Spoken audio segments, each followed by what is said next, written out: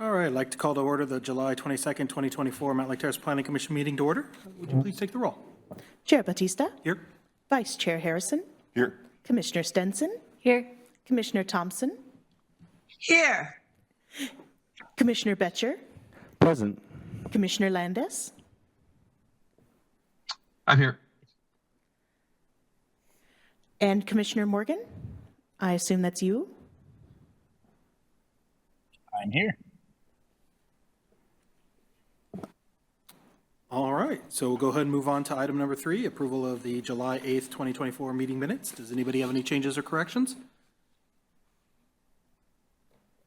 Not hearing or seeing any in person. Just double check to see if anybody has any online. No. All right, we'll go ahead and move on. Item number 4, public comment. Is anybody, we do have some people here. No, we don't actually. So we don't have anybody here in person tonight. And was there anybody who signed up online? No one has signed up online to speak. Okay, we'll go ahead and move on to item number 5, Middle Housing Code update.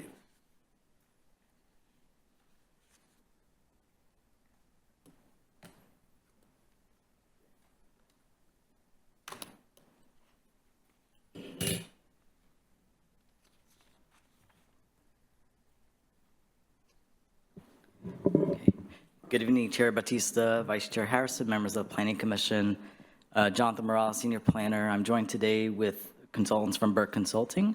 We have Ben Hahn and Sabrina Santos helping out with this process. So just some reminder, last meeting we provided a policy worksheet for Planning Commission review and comment.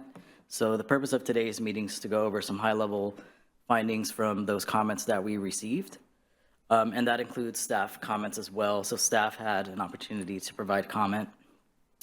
Also, the goal is to get confirmation on the Tier 2 approach versus Tier 3 approach, and just get a confirmation on whether pursuing Tier 2 approach in whole or in part is the recommended path forward. So with that, I'll pass it to Ben.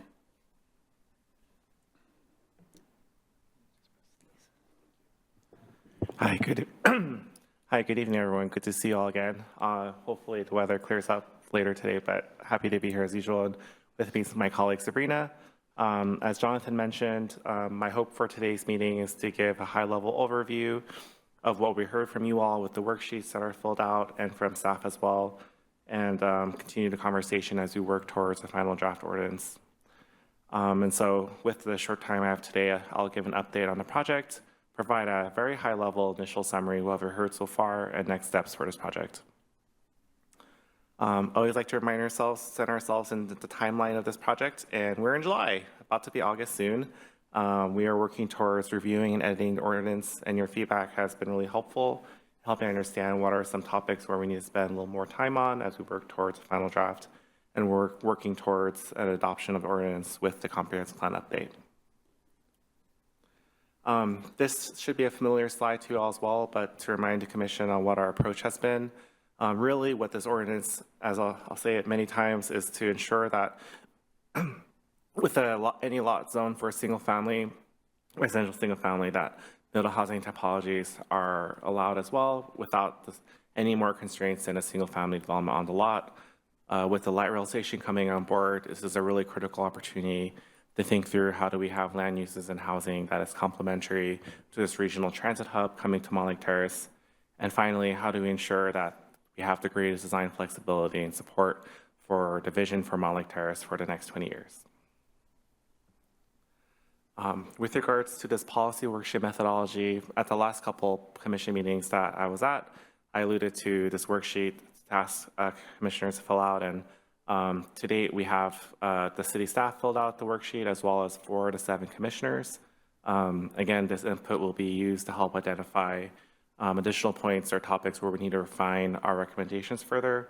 But also just want to note that this is just our initial summary. And so for folks who haven't filled out the worksheet yet, I definitely welcome your input and advice. It's definitely not too late. And so yeah, hopefully this information can help spur some additional conversation, particularly on our approach for our ordinance today. So with that, I'll spend the most time on this slide. This is our high-level summary of what we heard from everyone in terms of topics that people agreed with, topics where there are more mixed opinions, and ideas where commissioner staff were less agreeable to our recommendations. And so all in all, with the information we've collected to date, there's overall support for the city of Mountlake Terrace to proceed with Tier 2 guidance from Commerce. What that means is that the city of Mountlake currently is identified as a Tier 3 city, meaning that it's a city with a population less than 25,000 people in a county with a significant population. But we recognize that through the comprehensive plan update that the city is well on its way to exceed the 25,000 resident mark in the foreseeable future. And so thinking about planning for the future population rather than who lives here currently, there was overall support for Tier 2 guidance. Else, with regards to thinking about the 9 middle housing topologies that are being proposed, the survey said that all 9 was of interest and should be allowed within the city of Mountlake Terrace. This well exceeds the minimum requirements from Commerce, but I think this is also a great opportunity to dive deeper into specific housing topologies as well. There was also overall general support for the proposed changes to unit density, particularly with Tier 2 guidance, which takes into account major transit stops, which within the city of Mountlake Terrace is, of course, the light rail station coming on board this summer. And also there's considerations for removing lot size requirements for cottage housing. I'll say also summary as a whole, cottage housing as a typology, what we heard is that there needs to be additional conversation around what that looks like, what is cottage housing, and how does it look like in future, how does that fit within the current urban design of Mountlake Terrace today? And finally, there were overall support for the proposal changes for infrastructure standards. I also do want to follow up with city staff as well on their advice and on how to proceed with additional feedback from Public Works and the fire department. With regards to a high-level summary of where there are mixed opinions or more neutral opinions, mostly it's been around dimensional standards. There's been some conversations around some mixed reactions around a requirement where developers have to host an additional meeting for cottage housing development. This is a topic definitely I would personally like to talk to Commerce more about that, get some more guidance on. And of course, the ongoing conversation around off-street parking requirements and sort of the challenges of how do we sort of implement recommendations set forth from Commerce, but also thinking about the future of transportation planning in Mountlake Terrace as well. Finally, with regards to topics and policy recommendations that staff and commissioners were less agreeable to, was mostly again around design standards and thinking about what cottage housing can look like within the city. With that, I just want to pause here and check to see if there are any clarifying questions. Otherwise, what the subsequent sections dives deeper into each of the chapters in the ordinance in a similar fashion as our last meeting as well.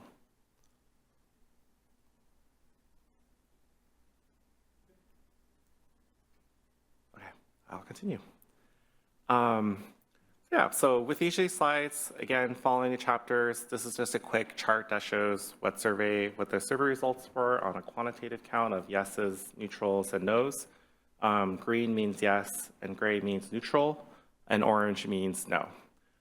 We also summarized what were some of the top comments that we heard around each topic. Again, questions around how to incentivize more middle housing. And a common theme actually heard across with other topics is just more education around defining each of the housing topologies identified as middle housing by Commerce as well.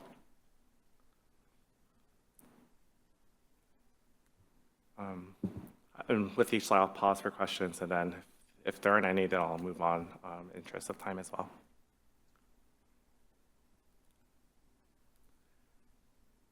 Great.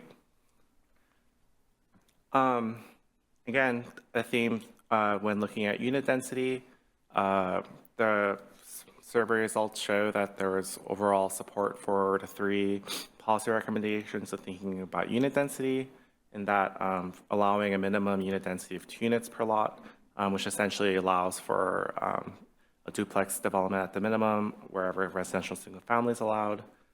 There was also overall support for increasing that number to 4 units per lot within a quarter-mile walking distance of the light rail station.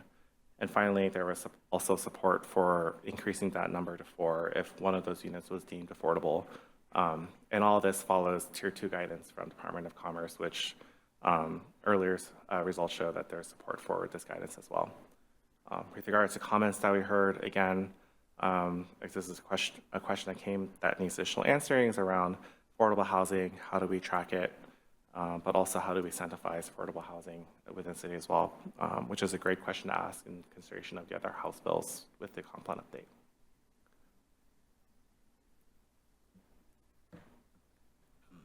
If I could add, there was a couple comments on prioritizing higher densities around the light rail station.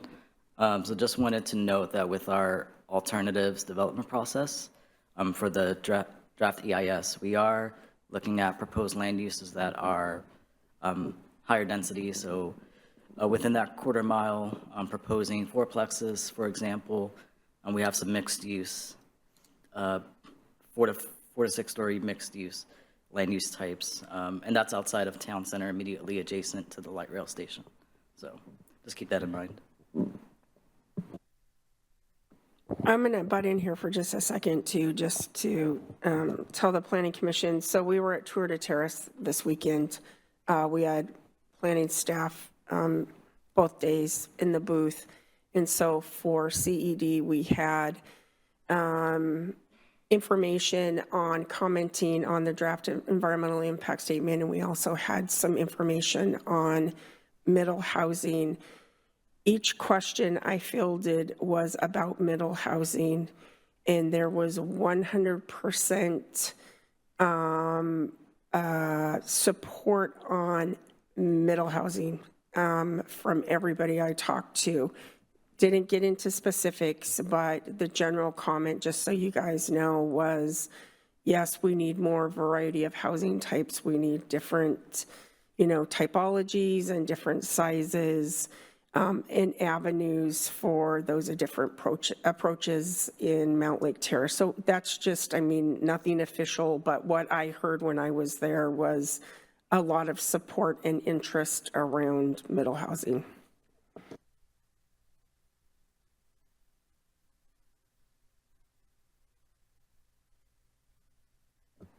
I'm going to move on to our next slide. Next topic was around dimensional standards. While there was some overall support for the recommendations for dimensional standards, I think additional discussion is required around particularly thinking about open space requirements for cottage and courtyard apartments. But also I think a thread we heard throughout this worksheet is the need for more clarity around dimensional standards of how middle housing fits within the context of the existing neighborhoods of Mountlake Terrace. And so that we're not speaking from a pure theoretical level, but how does it apply from an implementation development standpoint? And so definitely a question worth exploring more as well. And additional conversation will be needed with staff on this topic. But I just wanted to check in to see if there are any specific concerns around dimensional standards came up from folks who filled out the policy worksheet, or additional comments from staff as well on dimensional standards in general. One thing I would like to see is a lot of these numbers just kind of feel like they came from thin air, including from the state. I would like to see more justification as to some of these and some specificity is I think if we have a more rigorous process of defining these numbers, that will help us get clarity on exactly what we're suggesting here. Mm-hmm. I'll just add, I was definitely one of the people that had a concern about maintaining as much open space as possible, so I look forward to that additional discussion. Yeah.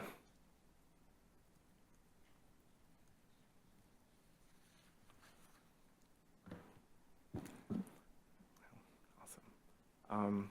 If there are any comments, I'll move on to our next slide, which is on design standards. Again, this is kind of probably where we've seen the most mix of responses on the different recommendations. I think overall, the design standards are our recommendation from Commerce, not a requirement. And so there's a lot of flexibility, relative flexibility in thinking through around how do we translate design standards for middle housing for the city. Again, the number one topic where there was some disagreement on was around, particularly for cottage homes and how the massing of such housing development can look like within a city. Also, questions around off-street parking was one of the questions that came up as well with the initial responses that we've collected to date. And so clearly demonstrates a clear need for more, not just education, but I think some massing conversations with cottage housing in general. Commerce does provide some recommendations on proportions of open space requirements, and that's something we can bring next time as well as we refine the ordinance, the details of the ordinance with our design standards.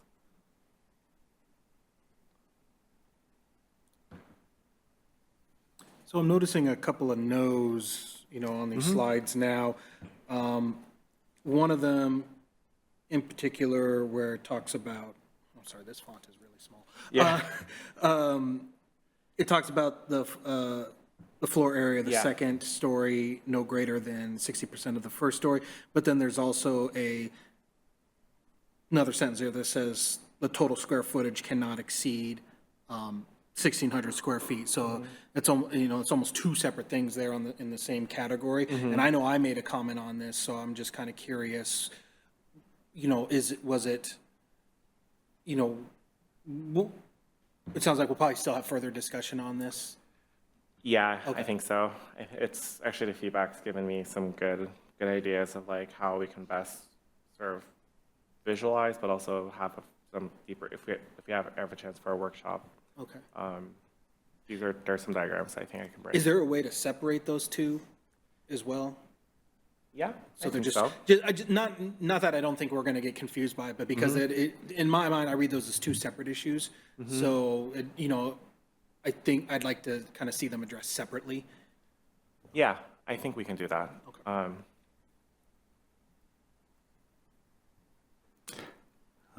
Is this where you want to have, I'm sorry, go ahead. I was going to ask, 1,600 square foot requirement, that's gross square feet, right? So, I would have to I'll confirm that with you separately, yeah. Yeah. Is this where you want to have the discussion, or do you want to have that later? Well, if there's something specific here, I'm happy to answer now. Okay, yeah, I feel like I added some things to this as well. But my other question is I guess the big picture question is if we're rolling courtyard apartments into this part as well, and like sort of what the differentiation is between those. Yeah, that's a great question. They're very similar in terms of like theory of housing, of like having housing units that is centered around a common open space. I think really the difference, how I like to describe it, is like cottages can be seen as like a bungalow or a duplex, or that circles common open space, whereas courtyard apartments tend to have a few more units per building. And so I think the example, I'm trying to think of an example. But yeah, I think typically you would have like more apartment style buildings in a courtyard apartment. And I think typically courtyard apartments usually are 2 or 3 sides are facing a building, whereas in cottage apartments, I don't know why, but the city of San Diego always comes to mind when I think of cottage housing. And so, yeah. Another differentiator is, I think cottage housing requires the private open space, whereas courtyard is just, I guess, like apartment style building with a central common open space, no private open space required. Would a good differentiator be, when we think of cottage housing, we think of individual units maybe kind of spaced around an open space, whereas theoretically a courtyard apartment could be one large U-shaped building around that open space? it could, I tend to think of it as like 2 separate buildings around the open space, but we can also share some additional pictures. I think there are some great pictures that were from a recent, was it the Tour de Terrace event? Where, yes. Oh, yeah, there's some great visual examples there as well that showcases both. Okay. I think overall, I'd say courtyard apartments tend to have a little higher number of units compared to cottage housing. From a dimensional standpoint, though, I would say like typically they wouldn't be any taller than if there was like a single family attached home nearby, next door, or follow the same sort of setback requirements, just given the fact that like middle housing can have anything more constrictive, more constraints than single family, and so architecturally and from an urban design feel, it should feel about the same. Just you might have a bigger lot so that there are more units involved or a higher maximum lot coverage for the lot to account for additional units being built. Yeah. And then kind of to your comment about how they typically, courtyard units typically have more or courtyard apartments typically have more units, like the sort of functional differentiator that we currently have in our code is that having courtyard house or cottage housing allows you to double the number of units on the lot. Is that still an important differentiator here if we're looking at restricting number of units per lot, or is that something for discussion? I could say something, John, I'll look to see if you have anything else you want to add, but one of the changes that Commerce did in defining courtyard apartments specifically was that they had it a maximum unit count for or minimum, regardless of unit count for courtyard apartments, but they removed that requirement as part of the definition update for courtyard apartments. And so I think there's quite a bit of flexibility in terms of max number of units that are being built with a cottage, the cottage housing courtyard apartments. I can't remember right now. I can follow up on this conversation on what the existing code says on cottage housing courtyard apartments, but I know the city of Mountlake Terrace does have a section on cottage housing in the code currently. Yeah, and I think the main differentiator, like why you would do a cottage housing development instead of like a PUD or something, is that you've got the ability to double the number of units on site. I don't know if that's a differential, like something that Commerce is also having. It seems like it might just be our thing, but. Yeah, it's not really stated in the code like you can double. I think that's a conversation that we need to have as far as what we do in our code is we start out with a minimum lot size that's allowable to do either cottage or a planned unit development. And we've been talking a lot about these different things. I think our code is kind of what I call level 1 planned unit development and level 1 cottage, which at the time was something newer and things got adopted into our code. But changes have been made in how people develop these things have changed. So I think it's really important for us to go back and take a look at both of those. I would also say what we're seeing in other cities, not ours so much, is people are condominiumizing a lot of things now. And so I think we need to, one, have a discussion of graphic representation. When we all have in our mind, we picture, if somebody says cottage housing, you have a picture in your mind what that is, and Isaac does, and so on and so forth. And so, you know, what does that look like, or what do we want to accomplish with that?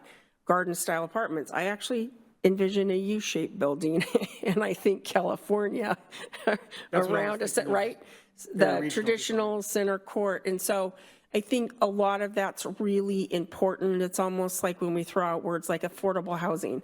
What does that mean to me is different than what somebody else is thinking at the same time. So one, for us to look at what are those things, what do they look like, and then what do we want them to look like?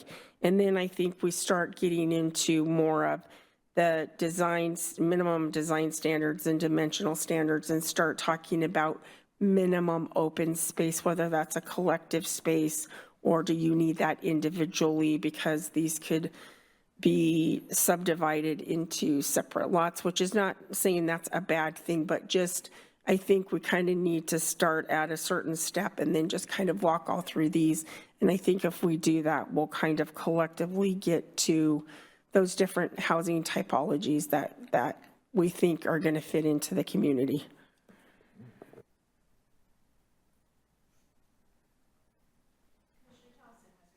Oh, thank you. You can go ahead. Yeah.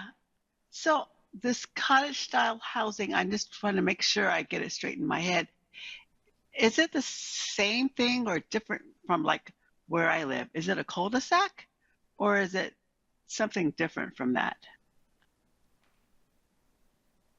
It's typically something different than that, Deanne, where it's, you know, something where you start out in our code particularly, it has a minimum lot size of like an acre. And the thought process is that you have areas in common via a homeowners association, and then you also have your separate piece of property within this kind of collective development, if you will. So you part share things and then you have something separate. But in where your particular house is usually very limited around the area around that. So it's more collective in some of the other amenities there, which is different than where you're talking about a cul-de-sac where that's just kind of a standard subdivision where each lot is subdivided and people build houses on each of the lots. So it's closer to maybe what a condominium might be like. Kind of, but typically with separate houses. Still not Okay. attached houses, like at least in Mountlake Terrace currently. Doesn't mean that you couldn't do attached housing in some of these developments. It's just that, you know, like I said, our current regulations are kind of the level 1, if you will, or some early models of cottage housing. So I think it's time for us to look at what some other things are going on to kind of decide what is it that we would like to see in the community. And is our cottage housing regulations really working anymore, or do they need to be changed? I think staff would tell you we need to change them. So that's kind of where we're coming from. That was our major comment on the policy worksheet. Is I think it deserves a more intentional look at the existing code and how we can achieve a better result. Thank you very much. Any other questions on this slide before I move on to the next one?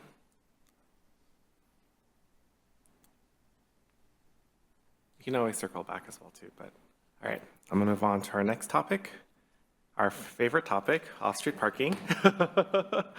Again, this is a topic where we received some mixed reactions around the various requirements that Commerce is asking cities to adopt as part of the ordinance. And so, you know, I think I felt a little bad asking for feedback on this topic because in some ways this is a requirement that has to be integrated with the ordinance. But at the same time, I think it's also good to know where the concerns are so that way it can be shared with the comprehensive plan update as we think about planning ahead as well too. I think if not the requirements, I think there was a comment around thinking about the equity implications of off-street parking. And, you know, also what does it mean to have better access to transit as well, and implications of prioritizing non-vehicular driving. And so I think this is an ongoing conversation. I won't have the answer to off-street parking today, but I just want to acknowledge that I think, again, this is definitely a topic worth pursuing, continuing having conversations on. Similarly, earlier to thinking about design standards as well. I know there were some mixed reactions around the off-street parking requirements for college housing as well too. And so I think we received your comments, and I think it's an ongoing conversation I'll be having with staff.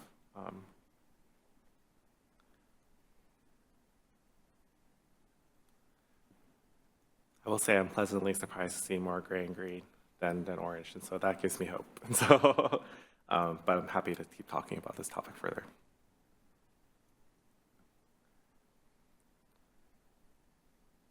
Yeah. Yes. For some additional context, so we have that 2 off-street parking requirement if the lot size is greater than 6,000. We did do a look at our GIS to see what the average lot size is in Mountlake Terrace for those zones, single-family zones, and current existing average lot size is about 10,000 square feet, plus or minus. So.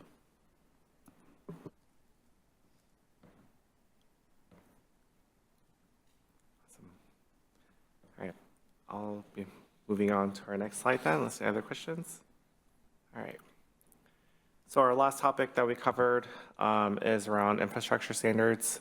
I think the comment the first comment here rings true still, that we still need additional clarity around infrastructure standards as it pertains to listing code requirements. I do think it's smart to seek additional input from Public Works, Building and Fire Department. I will admit I have taken this language and told my other jurisdictions, urged them to do the same as well too. And so I do think this is a topic I think we can get more clarity on, but overall there's been support for making sure that these changes are incorporated, if they're not already included in the code today.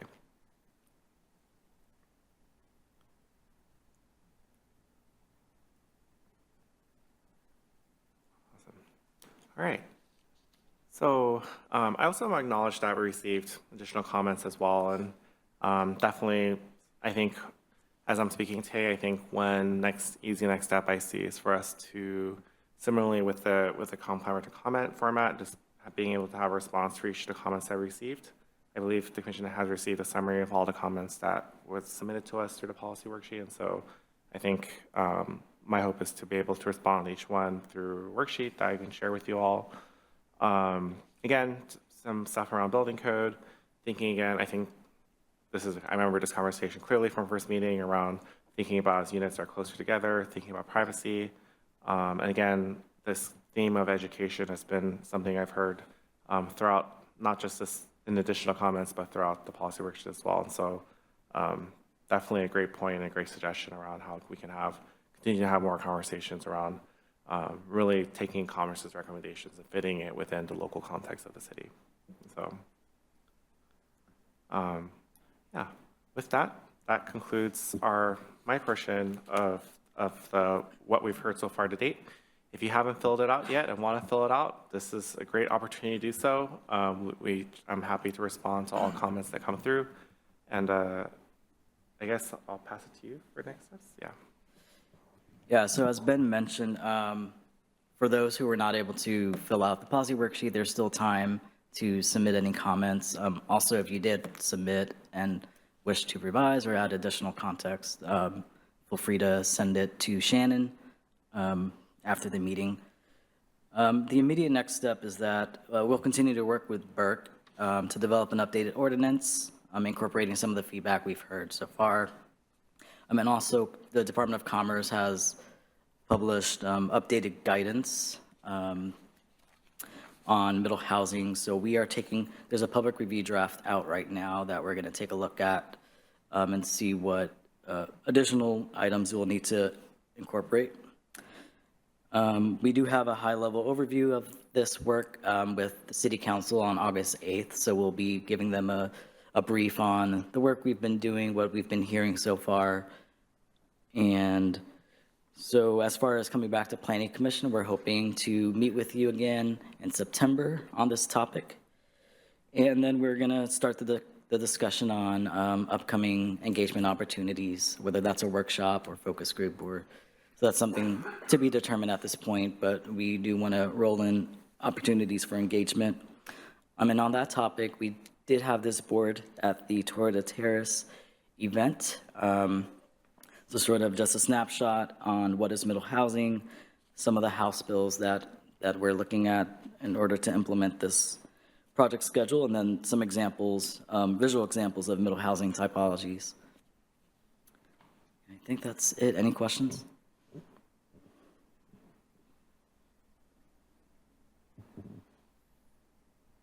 Just checking, anyone online have any questions? Does not look like it. I had one. So as Commissioner Thompson, I think I missed something. There's something that I'm able to respond on. I don't know, a survey or something? Is there something I should have seen that I missed? Help me out with that. Hi, Commissioner. There was a policy worksheet that was distributed at the last meeting. It was distributed electronically via email. Okay. Yeah. Thank you. I just want to make sure. Okay, I have that then. Thank you. I appreciate you. No problem. How many times are we seeing this again before we have to make a recommendation? Currently planned? Just out of curiosity. The timeline's a bit tight. Yeah, it's a bit tight, but It's to be determined. I think we do want to come back in September with an updated ordinance, see what the pulse is of the commission. And the goal is to adopt new regulations on middle housing with the at the same timeline as the comprehensive plan. So we have that target adoption date for October. But that's just a goal. So if it needs to be pushed out further, we have until June 2025. Okay. I'm in favor of, efficiently doing things, but it does sound like based on our discussion, we have some other points of discussion that we still have remaining. So good to know we have some flexibility. I think in reality, we're gonna, my actual hope is that we're gonna have direction on where we want to head. And I think it's gonna take some time for us to get regulations together on middle housing, frankly. And I would rather do it right and methodically than try to cram something together, because I think these are big topics that we're moving into. And there's a lot of things that we've kind of brushed over that I think can be real sticking points as to where folks are landing. So I also see where there's going to be some decision points that need to be made in our preferred alternative for our environmental impact statement and for comp plan. So I think rest assured that there's not going to be pressure to adopt something that we're not ready to adopt, because at the end of the day, we have until next summer. And if it takes to next summer, when after we adopt comp plan, we're taking a look at other zoning stuff, then so be it. Then that's what we're going to do. So. Okay, good. Because I think the one thing that will make this stronger is rather than, I mean, we've kind of got the initial opinions here, but the more sort of justification and case studies and sort of rational basis for the reasons why we're putting these things together, I think the stronger it will be and the easier it will make decisions. So in addition to code language, I would like to see these kind of things as well. Like test fits, pro formas, the visual studies, previous examples. If we're making a regulation and it's making something complicated or something bad, I'd like to know about it sooner rather than later, basically. Yeah, and I mean, we can see what we can get a hold of, realize this is all new. So I don't know, there's a lot of great information, but we'll definitely dig around. Cool, thanks. Yeah, I would add, in some ways, we're kind of building the ship as it flies a little bit as new guidance from Commerce comes out.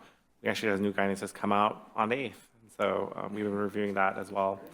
And so it's a little bit of a moving target. And so, but I think the opportunity is that we do have a lot more flexibility than what it appears, particularly with some stuff. So.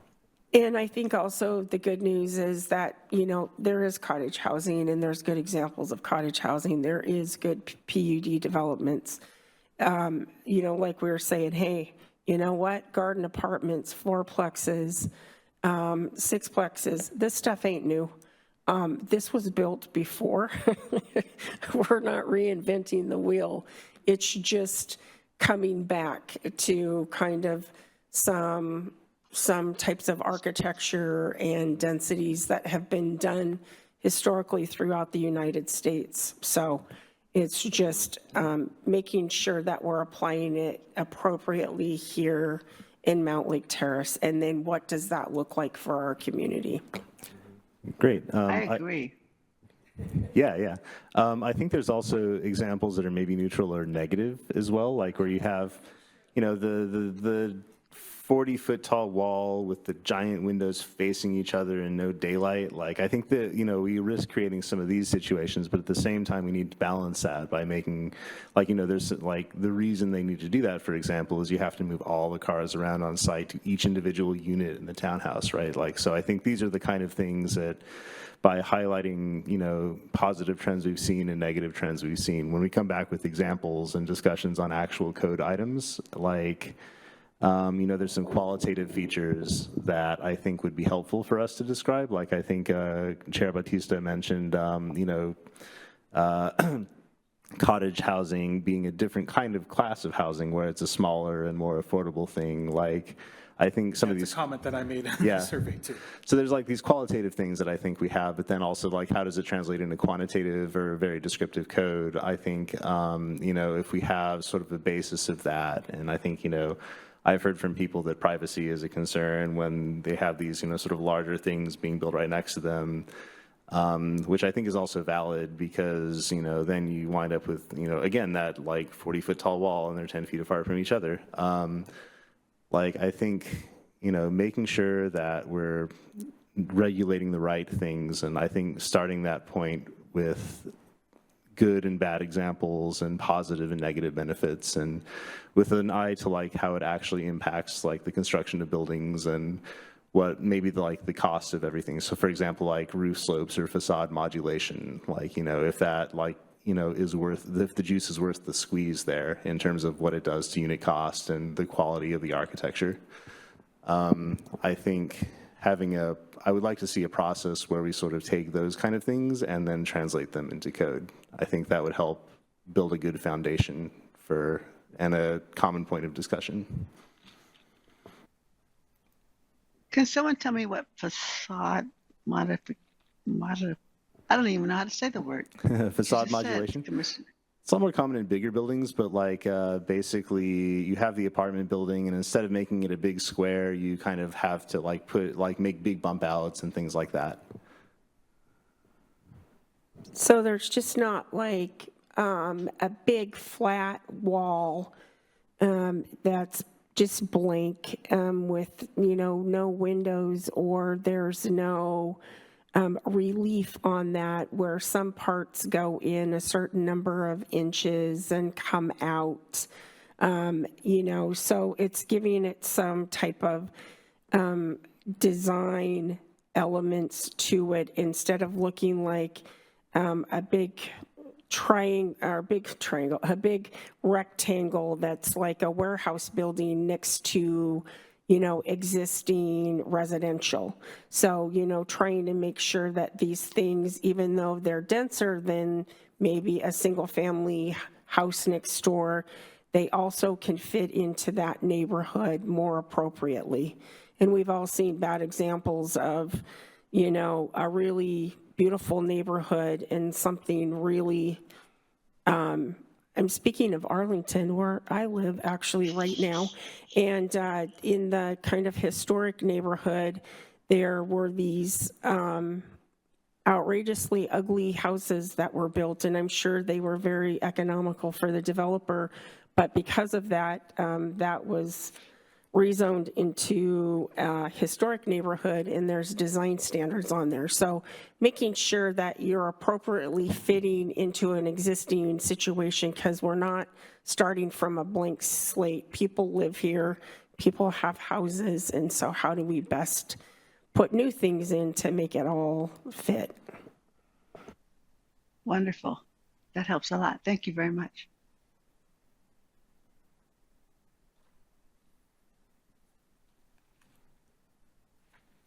That's it?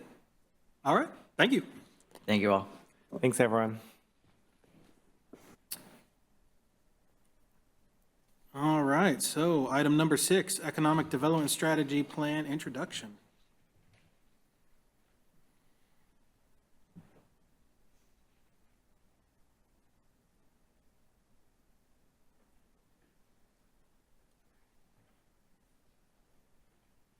All right. Good evening, commissioners. I guess I'll hop right into it.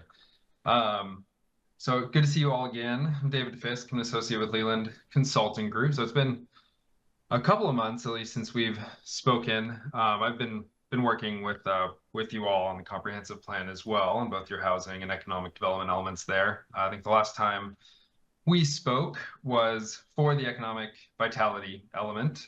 We had some pretty in-depth discussion around the goals and policies for that element of your comp plan. And so today, here to introduce the first draft of the economic development strategic plan that we've also been working on together with Christy and Jonathan, as well as your city manager, Jeff, and assistant city manager, Carolyn, and your other staff and council as well, concurrent with the comp plan. And so while this will be the first time we have brought this to you all at the commission, your comments through the comp plan process, as well as the broader engagement with the CPAG and other stakeholders in the comp plan, has been integrated into this plan.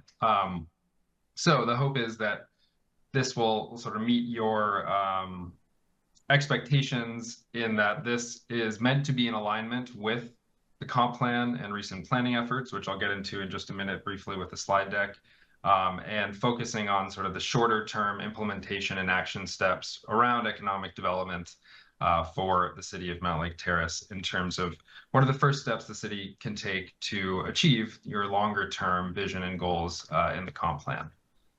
So with that, I know you have a packed agenda this evening, so I'm going to be giving a very brief presentation just to sort of give you the overview and intro to this plan. I know the full plan, draft plan, has been provided to you all, as well as a background document with the more detailed economic profile and demographic analyses. And then we'll be back here in a few weeks to discuss and receive comments from you all and discuss it and get more in-depth feedback. But anyways, I'm getting ahead of myself. Let me share my screen here, and I'll cover all of this in greater detail in just a moment. That all sound good? Okay, great.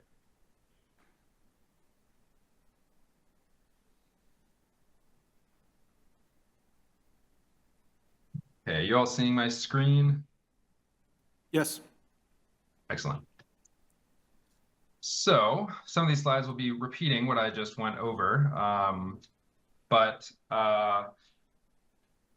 as the previous presentation said, always good to just show you what the timeline is of this project. Again, I know this is the first time we've officially checked in on this one, but been sort of nibbling around the edges of this. We've been working with you all at the city on this since late September, really kicked things off in October, did our demographics and economic profile, which was attached to your packet for this evening's meeting, concluded that work in January, and then we held a vision and goal setting workshop with your council back in February, as well as some ongoing stakeholder involvement, which I'll summarize here in a moment, as well as then a workshop with your Chamber of Commerce that I believe maybe one or two of you were in attendance to. I know some council members were there. And then we've been working on compiling the draft plan over the last couple of months. And here we are, where this big green star is, here in July. And I know there were some questions around sort of the timeline and adoption of the code. We're not on that same timeline, but the goal is to have this adopted also at the prior to the adoption of the comprehensive plan. And again, because this is sort of meant to be a complementary implementation and more functional plan for that longer range vision. So this is December, because I know that's sort of was the long-term goal for adoption for both plans, though, as Jonathan mentioned, October being the goal for that, and that's closer in alignment to what we're hoping for this plan as well. But I'll again touch on that in a little more detail in a moment. So what is this plan trying to accomplish? So this is a 5-year strategic plan. So starting this year and through the year 2029, we'll be looking out further than that, but it's really about what are the steps to take in the coming years. And it's focused on defining the city's role in economic development, understanding what your major employment drivers and opportunities are, understanding particularly what is needed to attract new commercial activity to the town center, which has been a major focus of planning at the city for a number of years now, and recommending clearly defined strategic actions. So that's sort of the ultimate, the final piece of this is an action and implementation matrix, which I'm looking forward to getting your feedback on. Important to note, again, this is building on previous and ongoing planning efforts. So the 2019 economic vitality element update that sort of coincided with that 2019 town center sub-area plan. That's a really important part of the economic future of the city, your town center, and you'll see that sort of front and center in this strategic plan. As well as city council goals from 2022. I know there's been a more recent goal setting process that happened, but when we started this process, we were working from that. And I know there's sort of still an alignment in that, a focus around town center, workforce development, and doing a market study and analysis for the city, which was a part of this effort, was something that was defined within that goal setting process. And then again, building off Vision 2040, your comprehensive plan update, economic vitality element. So these are the 3 goals as they stand that are being put forth in that draft plan. And these will, you'll see sort of harken back to in the strategic framework for this economic development strategy. So very high level, but cultivating a resilient economy, supporting your local businesses and entrepreneurship, and promoting a unique identity through mixed-use centers and a vibrant town center. Whereas again, for this plan, a little more focused specifically on the town center in the near term, as opposed to maybe some of the other mixed-use centers that are being defined in the comprehensive plan. Just very briefly, sort of an overview of, economic development is about creating the conditions for economic growth, but also improved quality of life, about expanding the capacity of individuals, businesses, and communities to maximize the use of their talents and skills to support innovation, job creation, and private investment. So that's the official U.S. Economic Development Administration definition of economic development. And it's really looking at how do you grow these sectors of your economy. So there's the traded sector, which are typically larger and higher paying jobs that are focused on bringing in money from outside of your jurisdiction. So Primera is the largest of these traded sector businesses within Mountlake Terrace by a long shot. And then there's your local sector, which is more focused on your local small businesses, more circulating money within, but also can bring in people from without that'll spend money directly in your town. So your Double D Meats, Hemlock State Brewing Co., Pie Co., others here, many of these are members of your Chamber of Commerce. And then in Mountlake Terrace, sort of a subsection of this local sector, but not exactly the same, there is a large micro-enterprise sector as well within Mountlake Terrace, a lot of sole proprietors, businesses that work out of their home, that makes up a significant portion of your economy. And again, many of these are members of your sort of growing Chamber of Commerce. And you'll see throughout this plan sort of a focus on local business as a major driving force for strategic economic development in the city, with this sort of idea that local businesses make a community distinct. And that idea of distinctness and a unique identity for Mountlake Terraces is a big one and an important one for this strategy. In terms of the city's role, so a city can only do so much when it comes to economic development, and you need to work with your partners to achieve your goals. But really, what it boils down to is these are the 4 areas where a city can make the most impact. So placemaking, or broadly speaking, fostering a place where businesses and workers thrive. So that comes down to both physical infrastructure and space, but also identity and feel of a place that can draw people, residents, consumers into your city.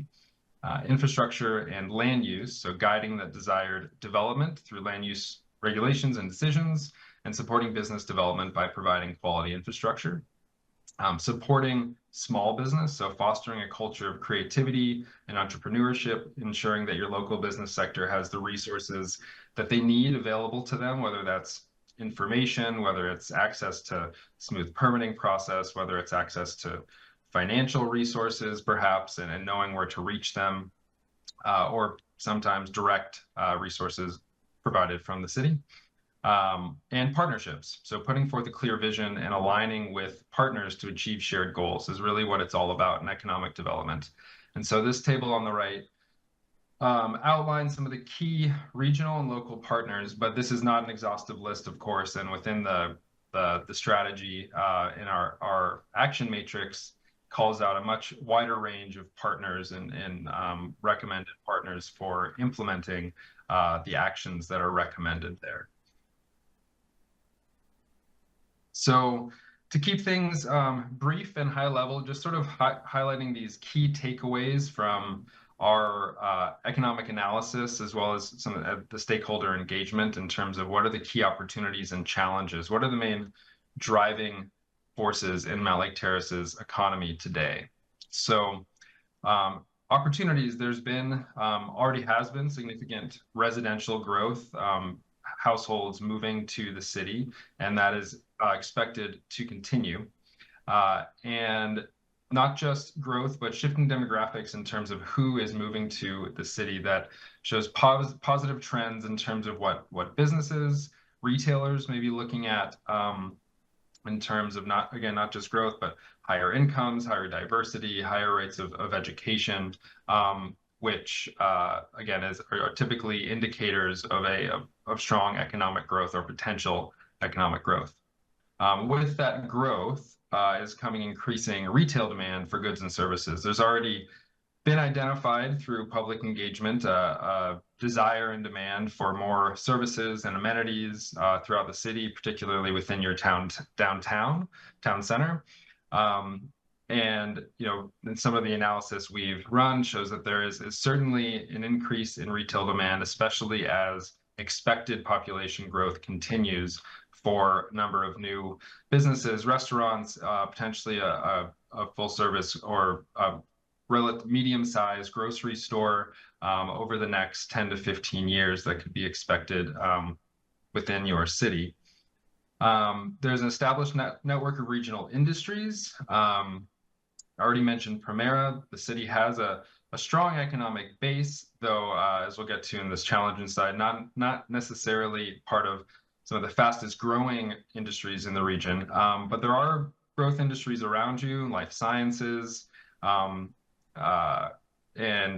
strong state level incentives to help drive some of these growth industries. And so there's opportunities there to tap into some more of those traded sector employment opportunities. And of course, the upcoming light rail and regional, what the regional consumer access that can bring to the city.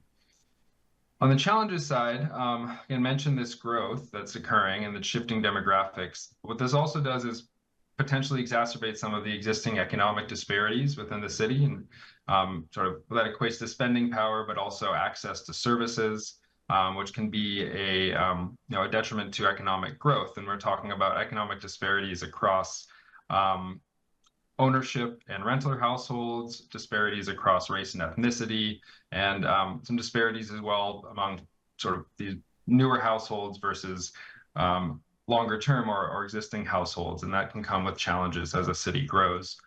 Already mentioned your sort of existing economic base, which is very heavily weighted into certain industries. The finance, insurance, and real estate industry, Primera is driving a lot of that base. Healthcare is another one, health-related industries. But while health is growing fast, the fire or finance, insurance, real estate is one of the slower growing industries in the region. So there's some risk there. While you have a strong base and some large employers today, there's some risk and that will not continue into the future.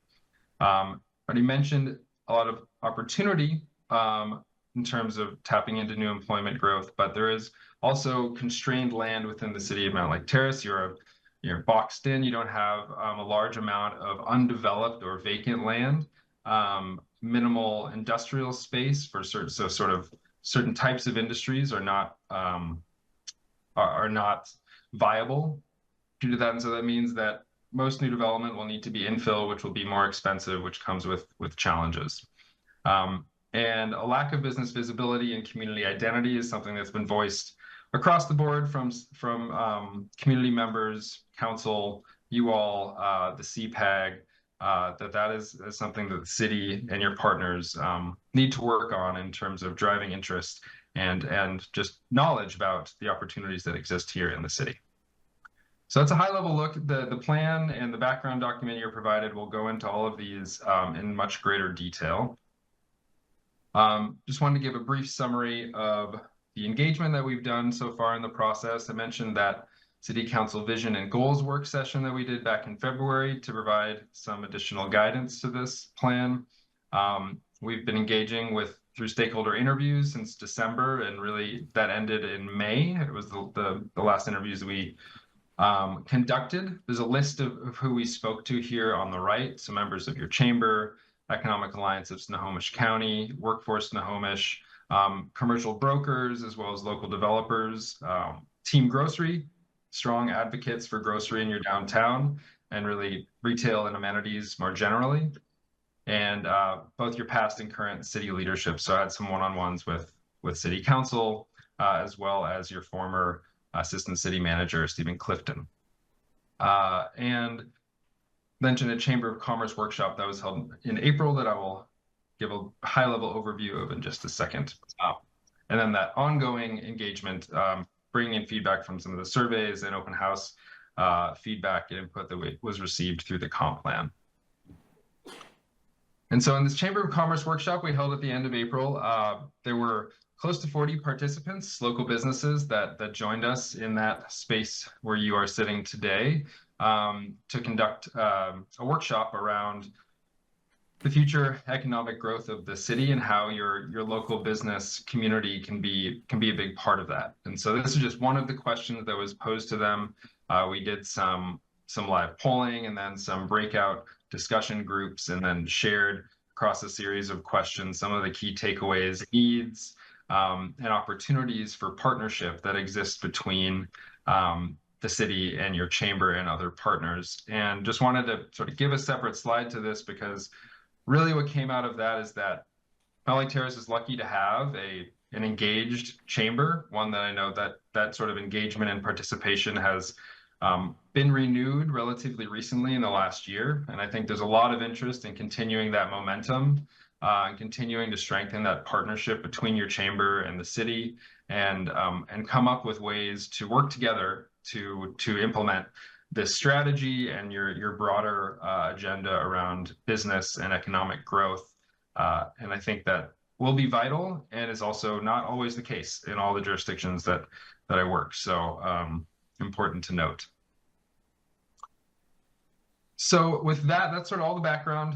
Very briefly, I just want to show you what you'll be looking at in terms of the strategic framework. There'll be too much detail here to get into in detail, but again, looking forward to you reviewing the plan and the strategic framework, and then getting your feedback in the coming weeks.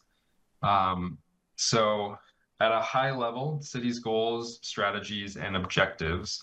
4 high-level strategic goals have been identified in the plan here. Building a unique identity, expanding economic diversity, supporting and growing local businesses, and attracting new business. And then these 3 core strategies are what all of our objectives and actions are based upon. So enhancing Mountlake Terrace's image as a destination for business, supporting local and small business as a pillar of Mountlake Terrace's economy, and investing in Mountlake Terrace Town Center as a hub for local and regional economic activity. So that's sort of the high-level framework. That's then broken down from those 3 core strategies to 11 objectives and 27 action steps. And this matrix here just shows sort of how that applies across these high-level goals. And then concluding that is an action and implementation matrix that has actions across short, medium, and long term, as well as potential resources, oftentimes being staff time, but also potential investments that the city may or partners may need to make. Often not specific dollar signs or amounts assigned to those, but indication that maybe further resources would be necessary. And then a column with potential partners as well to assist in implementation. So that's what we're looking at. And again, looking forward to getting your thoughts and feedback on that. In terms of next steps, this is the cover of the plan that has been shared with you all. Please read through it. I know you have many other materials you're reviewing at this time. But so in terms of the schedule we're looking at for review tonight, you're introducing the plan, hoping to get written comments back from you all, the commissioners, by the 7th of August, which will give us a few days to incorporate those and be back here for your session on the 12th of August, where we'll receive feedback and discuss your comments and hopefully move towards a recommendation to City Council. And then we'll be taking those comments to a City Council workshop session on the 12th of September. And then if all goes well, to Council for consideration for adoption on the 19th. So a pretty swift timeline, but again, I know because we've been working together on a lot of this through the comp plan, hoping a lot of it, will not be new to you and will sort of satisfy expectations with this group. But of course, still room to discuss and improve upon the plan in the coming months. So that's my intro. Any questions from commissioners before we finish up? I have a question. It's for staff here, actually. Just as we're looking at this plan, seeing things like staff time and thinking about how these goals and strategies are going to be implemented, can you give me a little bit of background on the staff support for economic development here at the city? Well, it's kind of been all over the place, I would say.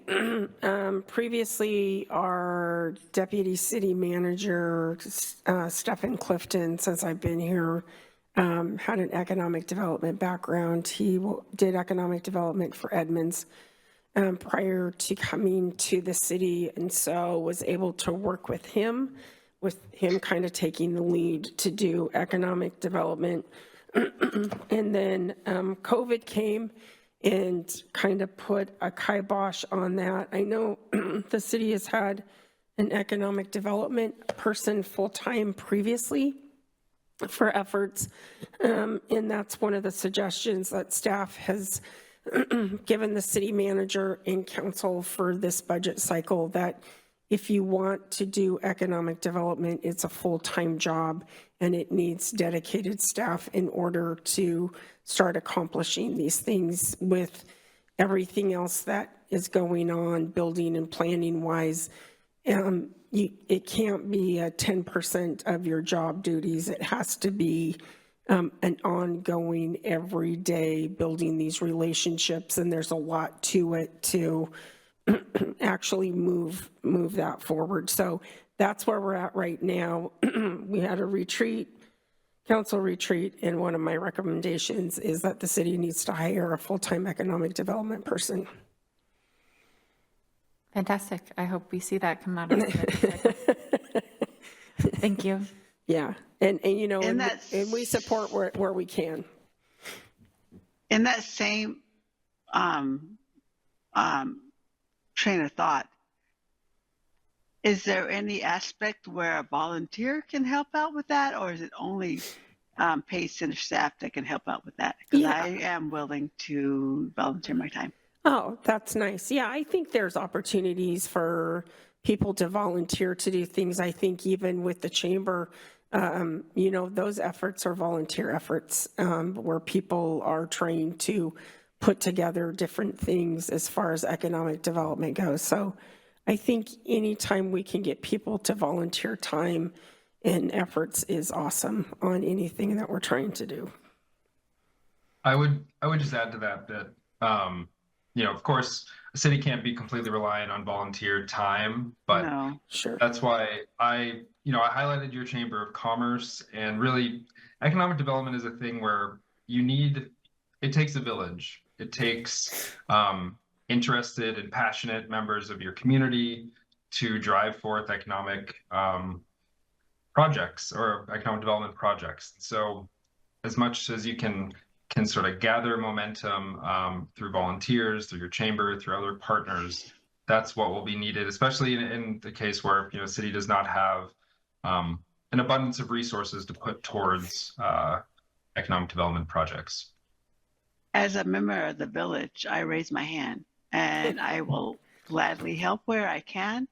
I'm not coming from the same background as some of the people on the commission currently have.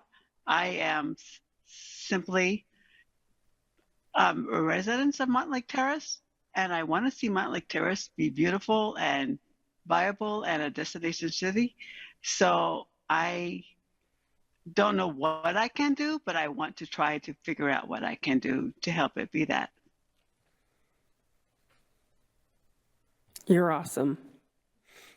All right, I do see a hand. Is that, I can't tell, is that Commissioner Morgan who's got their hand up? Yeah, sorry. I wanted to kind of, second that note and maybe suggest that kind of like we have different community groups, that maybe we bring in different business groups to give feedback. I think that'd be a great way to understand how to push all this. Like I think I've talked to several of you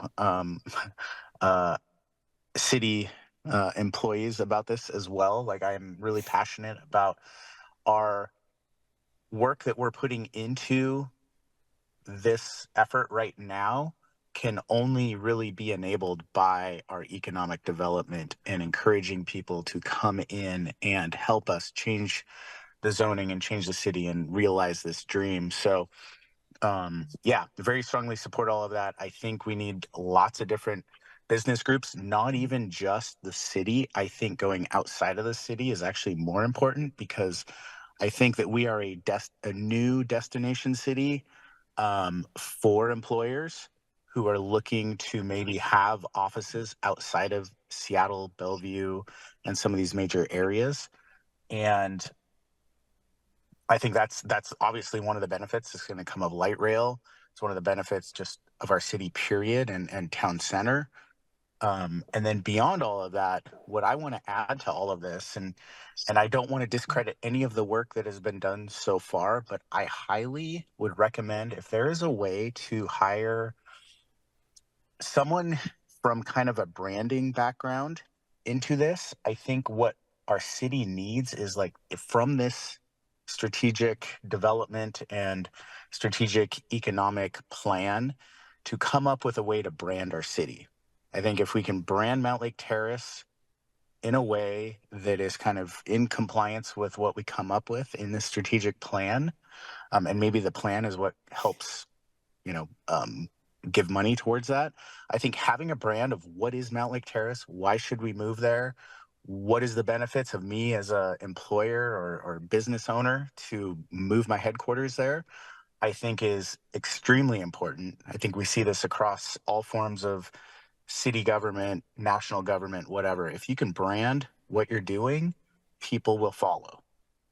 If we don't brand it, we can spend all this money on strategic planning and have a great, document, but people won't know that we exist. And so I think really kind of reaching out to the business community throughout all of Puget Sound and letting them know that we're a new destination for residents and employers, I think will help us enable our comp plan for 2024.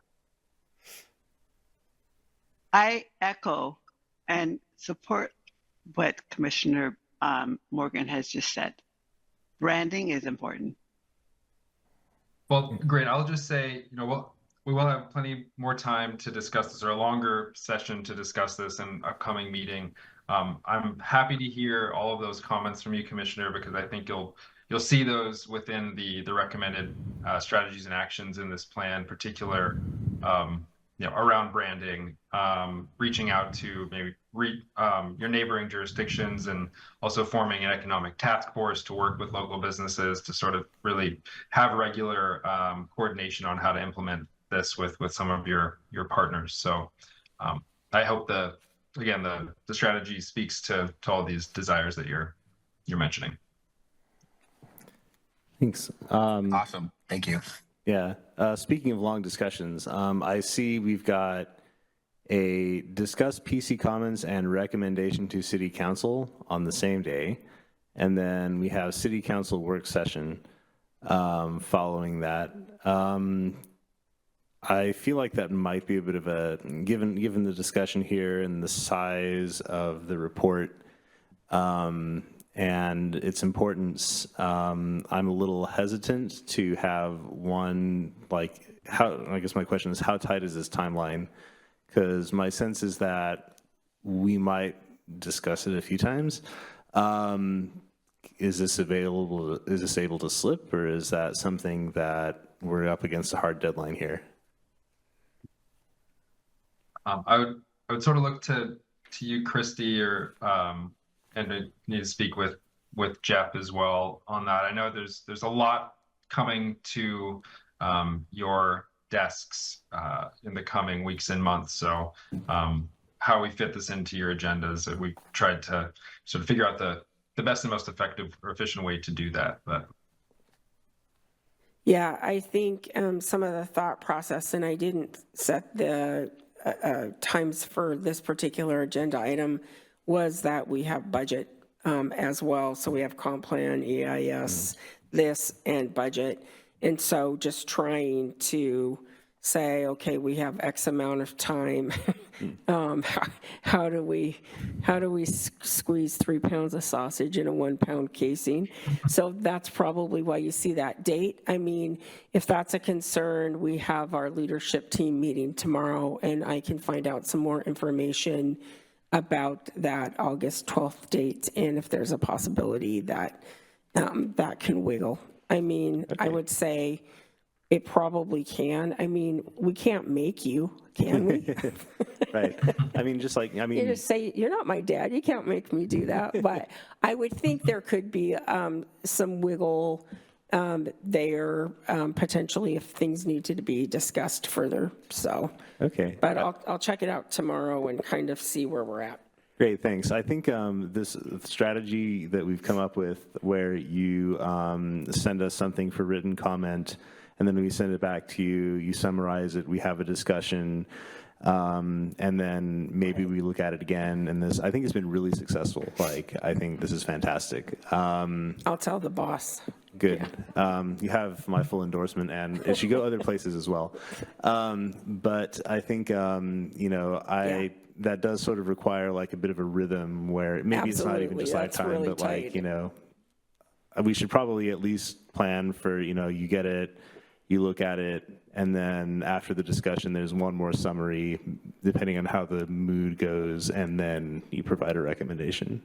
Yep. Just kind of as a general comment. I think that's how everything else has been going generally so far, with the comp plan stuff and the middle housing. So this might want at least one more meeting, is my sense. What do we have on the second meeting for Planning Commission? Yeah. Is that the 26th of August? Yeah. So we could bring it back to the Planning Commission. So I could check if we brought it back on August 26th to PC, then is there a council date that we can move it out to early September? Oh yeah, we're gonna start getting squeezed. Well, we'll see what we can do. I mean, they have 2 work sessions and they have 2 meeting dates a month. So, I mean, we can see what we can squeeze in September to get us another meeting. Okay, thanks. Sorry for no. I understand. It's you get it back, and then if we're getting the comments back, that's basically less than a week turnaround, which seems a little, we're squeezing it. Okay. Yeah. And my other request, during the comp plan discussion, we got to see everyone else's comments sort of through the process. Tonight, I don't think I saw everyone else's house from Missing Middle, but also I didn't like check my email earlier, so it may have come and I missed it, and I apologize. But I think given the tight timeline for this, I know we generally send the comments in about a week before the Planning Commission meeting. If there's some way to get that in advance of the meeting, I would like to see everyone else's comments because I think they're interesting and make me think. For the middle housing? Well, yes, for the middle housing, I think it would be good. I would be interested to see everyone else's comments if possible. But then also, you know, for this one as well. So I come in and have an idea of sort of what the discussion points from everyone else is. I know we got them all for the comp plan update, and I've still got a big stack of those giant papers sitting in my house. But I think I don't know. I like to see everyone else's comments. So. It helps spark your own ideas that you didn't think of, right?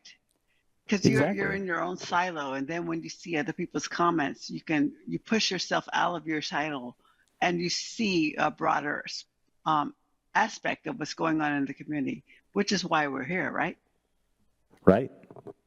Mm-hmm.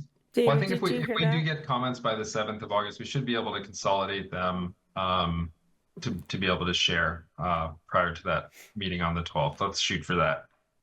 Fantastic. I think that'll also help move this along in a more tight timeline kind of way. Can I ask one more question for David? This is a big document, just looking at it. Can you give us a little guidance on maybe where to focus? Do you want us to be focusing on like the action and implementation matrix, the strategies? There's just some guidance would be great.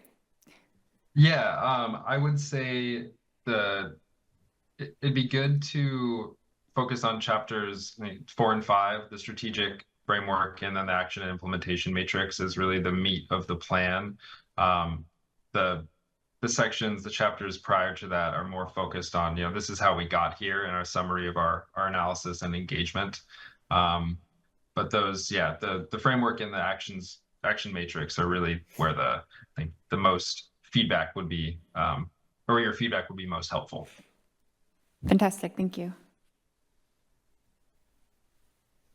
Great. Well, if there are no more Great comments. question, I have to say. Thank you for asking that question. Yes, absolutely. All right. Well, I think I've used up more than my allotted time here. So look forward to speaking with you all, commissioners, in the coming weeks. Thank you. All right, thank you. Thanks, David. All right, moving on to item number 7, comprehensive plan update.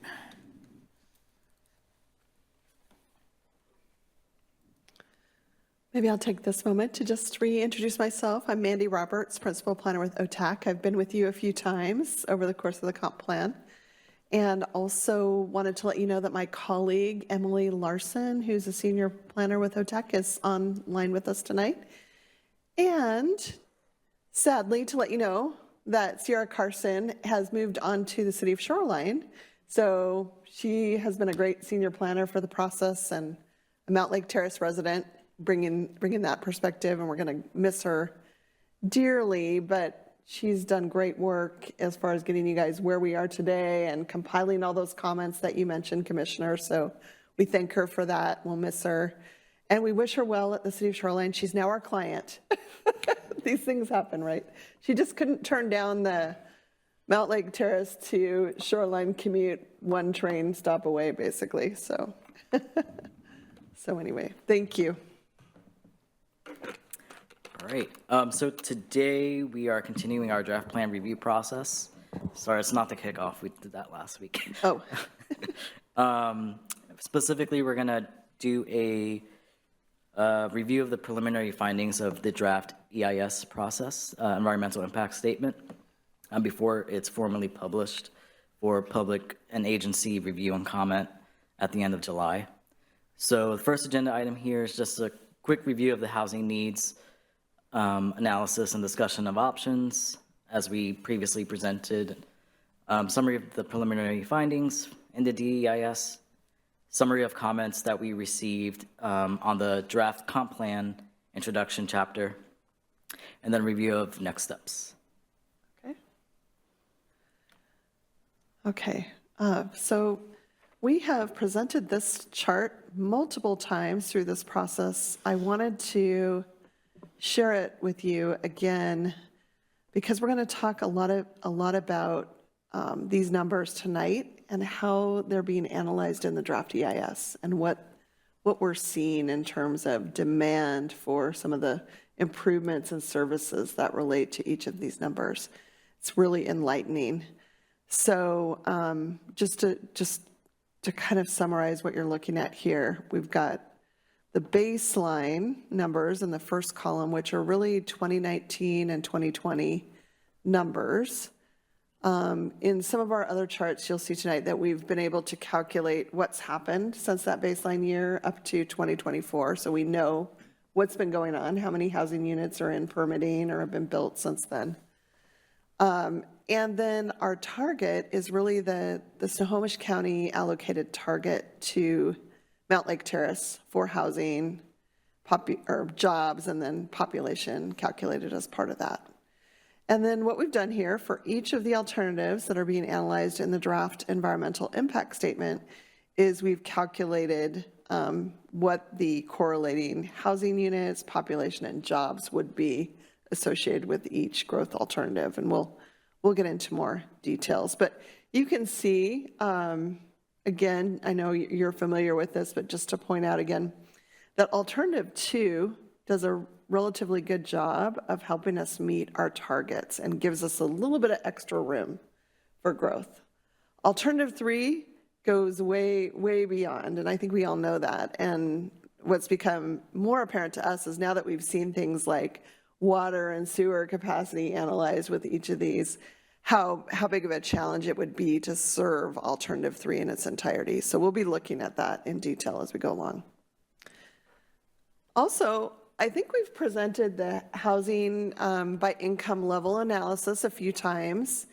And perhaps in one of our earlier presentations, there was a little bit of confusion about, well, how many units do we need for each income band and whatnot. So we've got a series of slides here that helps to provide a little bit more detail. And we want to thank David, if he's still on, for his help, David Fisk at Leland, for helping us to really kind of clarify the numbers and present those to you tonight. So just quickly on this slide, I think you know that what we're primarily concerned about here in Mountlake Terrace is providing adequate capacity for the moderate income, 80 to 120% area median income, AMI, as well as low income, although we do have a lot of low income zoned capacity and capacity already here in Mountlake Terrace. So some of the examples for low income include market rate and subsidized multifamily, different types of apartments, even ADUs can fit into that category. Moderate income tend to be more duplexes, fourplexes, townhomes, some of the middle housing types of units that we've talked about in the past. And then high income are typically our detached single family homes. Yes? Why is one of them red? The red is permanent supportive housing need. Okay. So that is like shelters, if you want to address that, Jonathan. Yeah, and that's specifically a requirement from the House Bill 1220, which is focused on emergency housing provisions, permanent supportive housing, that emergency shelter requirement. So that speaks to that. And the way that that's implemented is really through code provisions that allow flexibility in if you have the need for emergency housing, how can you provide that suddenly to the community? So we've been looking at those. Code modifications needed.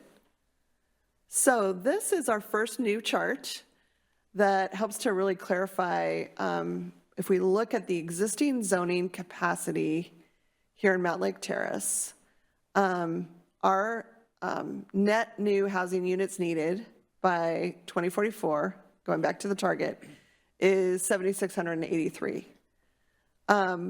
that is the target that we're trying to get to. We can subtract some of that by estimating or calculating, I should say, how many units since the baseline of 2020 have been built, permitted, or are under construction. So that's that 1850 number. So we subtract that, and then we get to 5833. So this is the number of housing units that we need by 2044 to meet the allocated growth target that we've been allocated by the county and the state. When we look at the capacity that you already have in Mountlake Terrace, you have zoned capacity and land capacity to accommodate 4,018 units already. So that means that we need to create zoned capacity for another 1,815 units. Any questions about that? Yeah. So this is just strictly based on unit numbers, and we're not this is not talking about out of that deficit of 1850 is what is within each. We're getting to that Okay, next. great. Yeah. We're just going to take it step by step here, just to make it, easy. Okay, so now what we want to look at is what are the needs by income? And so it gets a little bit more in depth here, but we know that right now, and the greens are surplus, that means those are the extra units or extra capacity that you have, and the reds are deficit, where you need more capacity. So do you want to say something? Sorry. Just to be clear, this is still existing zoning, so the no action. Yeah, thank you. So under existing zoning, you have a need for 924 moderate housing, middle housing units. But you've got plenty of low-rise, mid-rise, multifamily, subsidized multifamily ADUs to meet that lower income bracket, if that's helping, if that makes sense at all. So you've got plenty of that. You need more moderate, middle housing, duplex, multiplex types of units. Someone has their hand up, I believe. Didn't you? Yeah, so when Jonathan said this is for existing housing only, does that mean that, what am I trying to say? There's a potential for this to change if we're talking about something more positive? Well, the change that we're going to make is we're going to add some zoning capacity to your zoning to address these needs. And we want to get your feedback on that tonight. So we're going to get to that point in just a minute, Commissioner Thompson.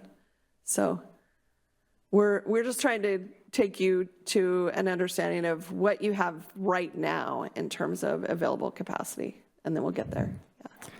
Can you remind me the middle housing stuff we're talking about tonight, that was not incorporated into the CIS? We were using some either assumptions based on tier 3, or what assumptions went into that? We do have assumptions. You mean, have we assumed middle housing in our calculations? Yes, right. we do. For tier 3 or tier 2, did like the stuff we're talking about tonight and other meetings, did that make sense? Or? I think it's a combination of tier 2 and 3, because tier 2 is that 4-unit density, which would be like 3 to 4 story middle housing or fourplex, which we're assuming in our alternatives. Okay, so we're assuming roughly what we talked about tonight. Right, yeah. And I would also say, commissioners, we're going to get hung up on tier 2 or tier 3. We could do a hybrid.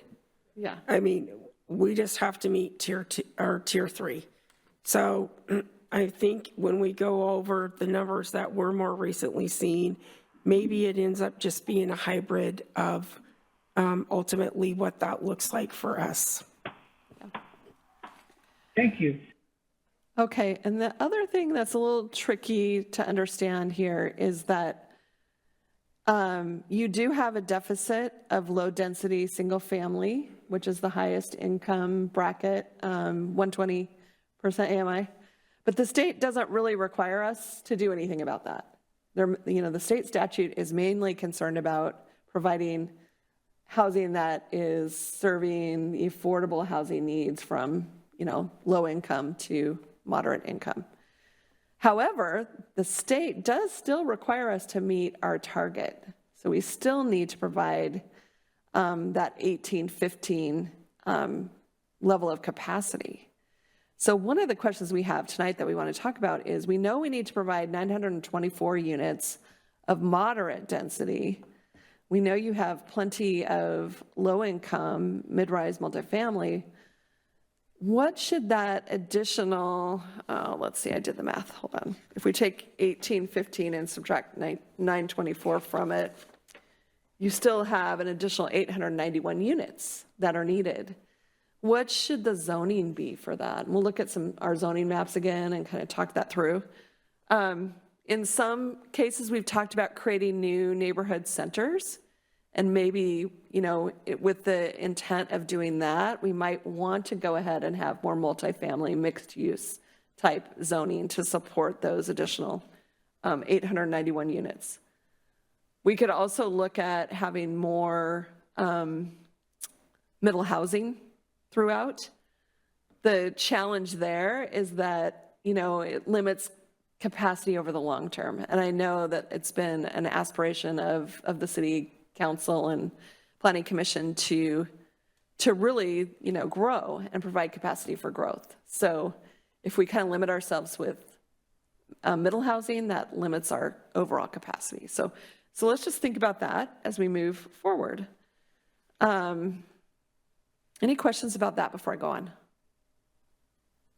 Nope. Okay. So here's our alternative 2 map and the zoning that we're proposing and studying within this alternative. And as I mentioned earlier, this alternative does a pretty good job of meeting our targets. We will actually end up with 2,200 more units than, with the zoning than we need by the target.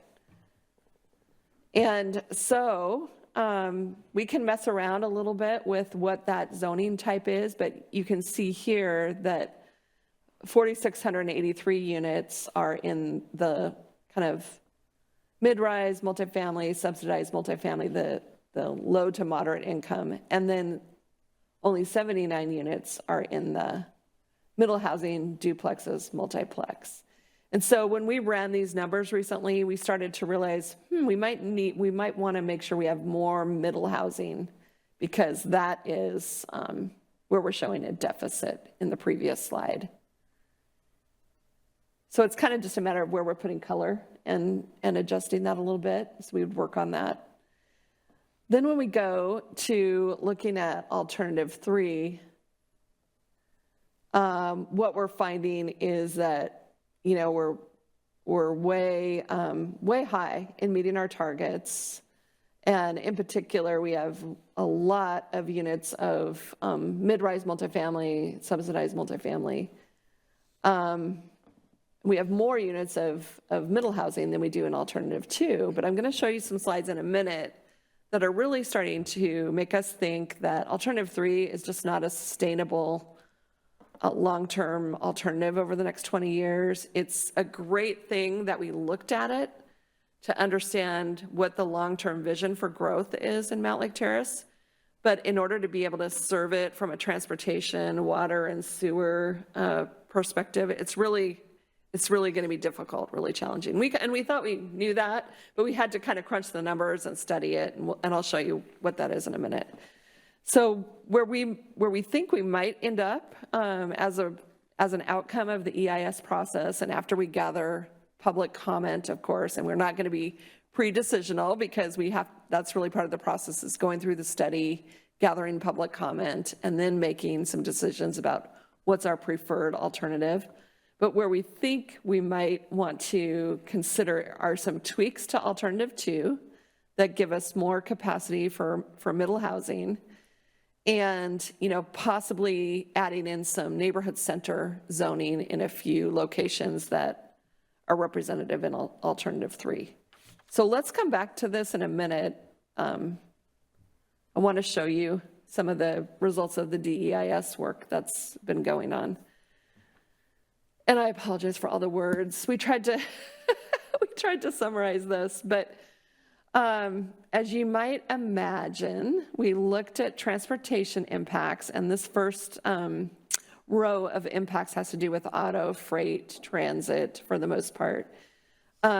With the no action, which is basically, remember, no action just means that we're not changing any zoning, and we're required to study that by the state in the EIS. What would happen if you didn't make any changes to your zoning?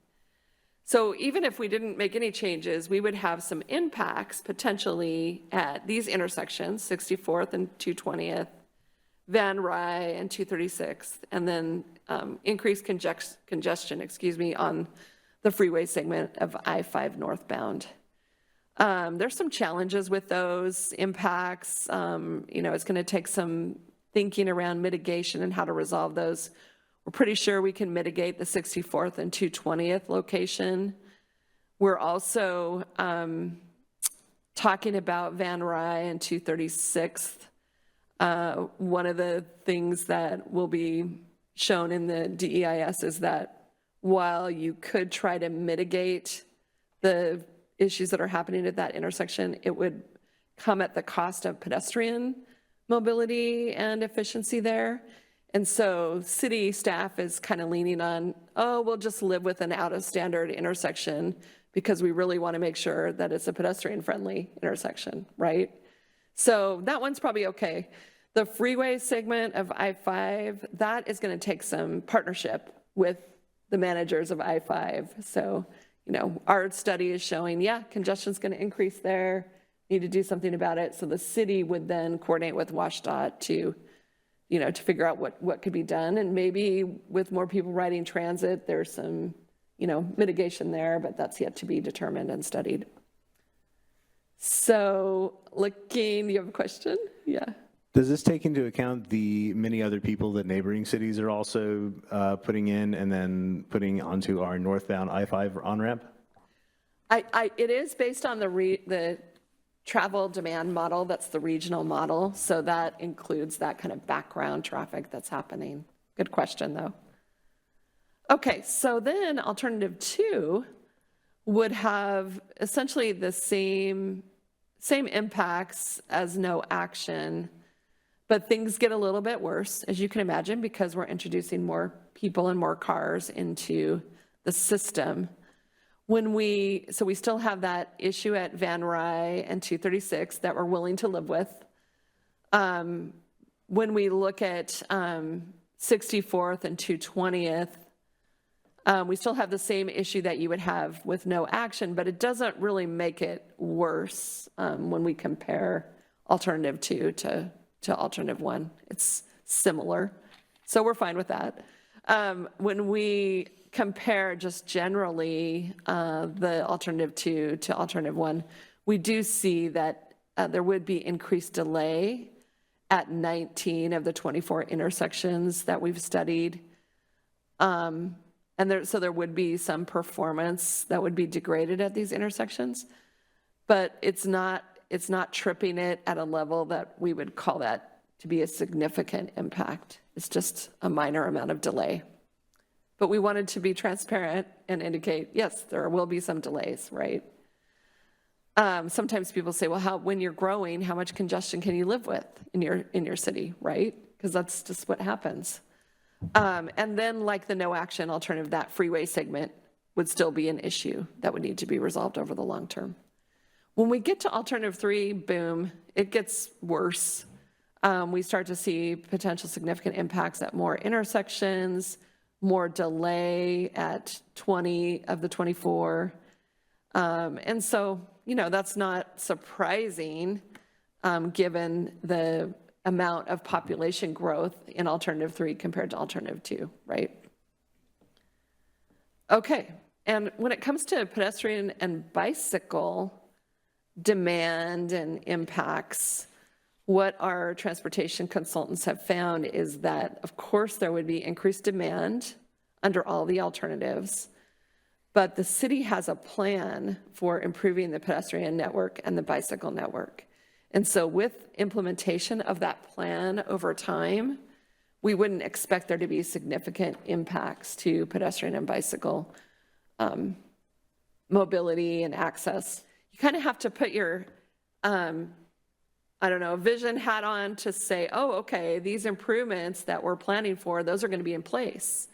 And so if you look at the system today, you would say, oh no, there's going to be a lot of impacts based on the system today. But what we're saying is that if improvements are made over time, then there wouldn't be significant impacts to pedestrian and bicycle activity. And then also they took a look at safety, and while traffic volumes would increase under all the alternatives, there could be a potential for an increased number of collisions, but it's not anticipated that collision rates normalized for the volume of vehicles served at intersections or along segments would increase substantially when comparing the scenarios. So whichever alternative is selected, the city would continue to monitor its programs related to safety, identify locations in need of safety improvements, and implement measures that would address those. So with that said, then no significant safety impacts would be anticipated. And you can imagine as a city, we don't want to have safety impacts. We want to make sure we're monitoring and mitigating those as we go along. So that's expected. Question, yeah? In the context of pedestrian and bicycle significant impacts, is that like the sidewalks are too narrow, or is that like traffic is then impeding pedestrian level of service? It's really a combination of those things. And so just making sure that our network includes, you know, standard width sidewalks and intersection improvements for pedestrians, which we've heard time and time again need to happen over the, you know, over the city. So, yeah. Or even sidewalks. Yeah. Yeah, Just having sidewalk gaps filled, right? Yeah, yeah. Okay. All right, moving on. I just want to kind of keep clipping along here. So when we look at water and sewer capacity, this was really particularly enlightening. So these are the three alternatives. The alternative one is that blue color. Alternative 2 is black. And alternative 3, way up there, is yellow. And then the red line, or I guess it's multiple colored lines, those lines represent existing supply and existing storage for water. And then there's a red line for wastewater treatment plant capacity on the sewer chart. So what you can start to see here is that for water, and we look out to the year 2044, we're actually not looking too bad with alternative 2.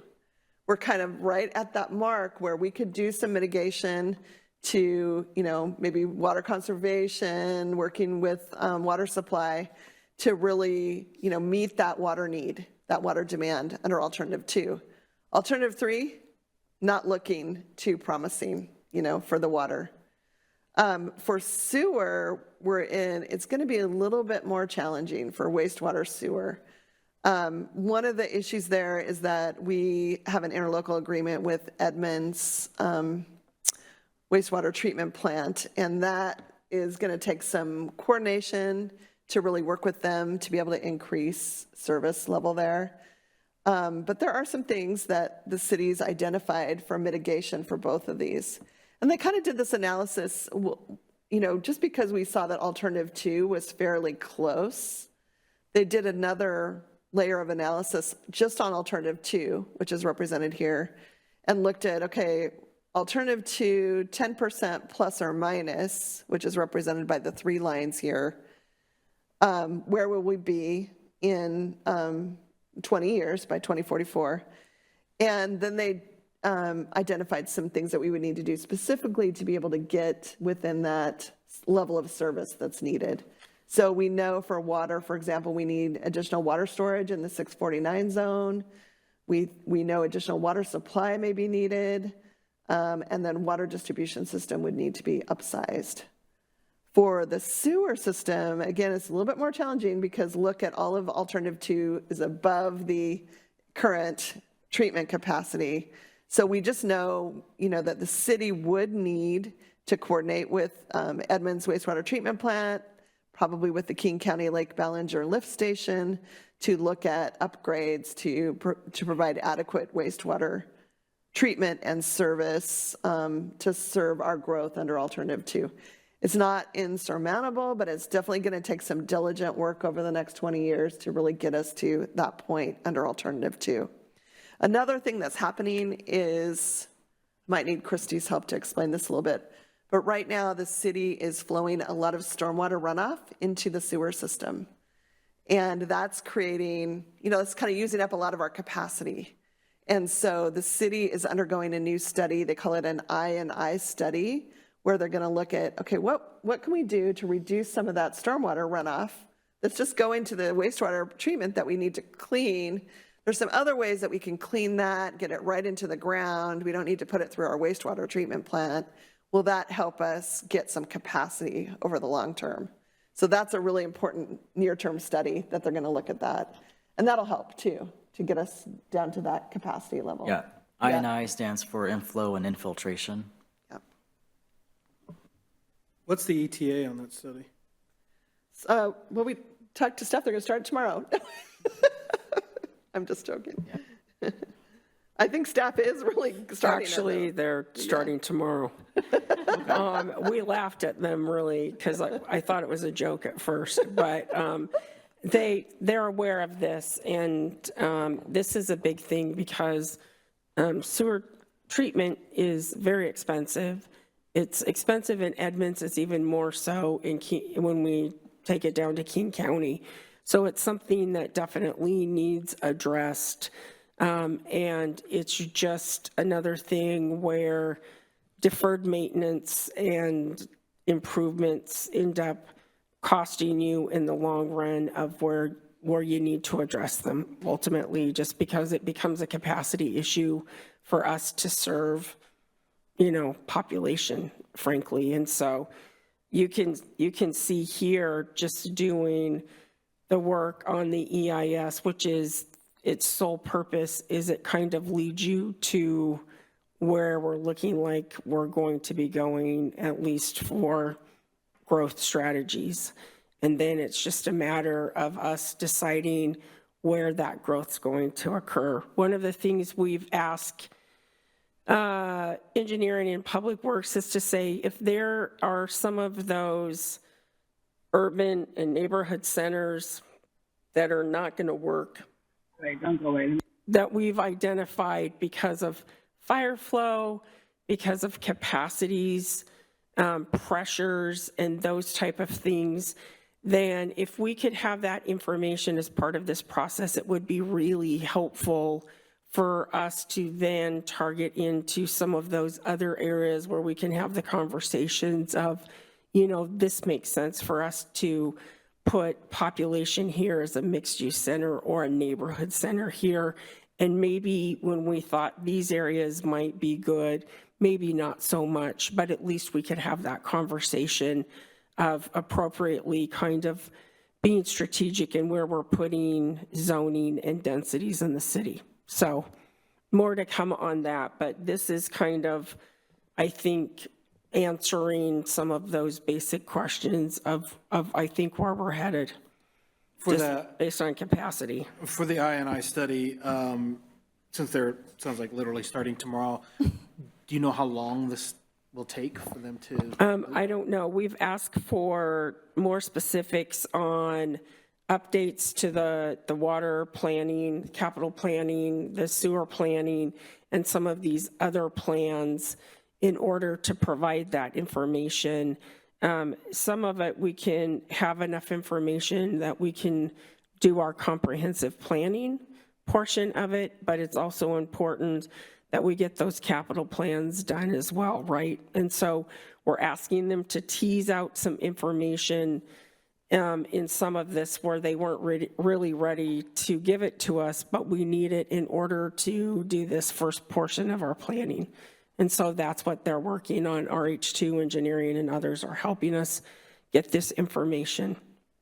And it sounds like part of that study will have obviously some recommendations. Yep. And I'm sure it's not a this or that, but it's a everything under the umbrella will probably need to be incorporated in I this. think in both, you're going to see like some of these, hey, these are mitigation measures. For instance, we know here it says the 649 zone. What does that mean? That's town center and some of those surrounding areas. So it's saying, we know right now we're not going to have enough water storage capacity for the 20-year planning horizon. So where's an additional water tank going to go?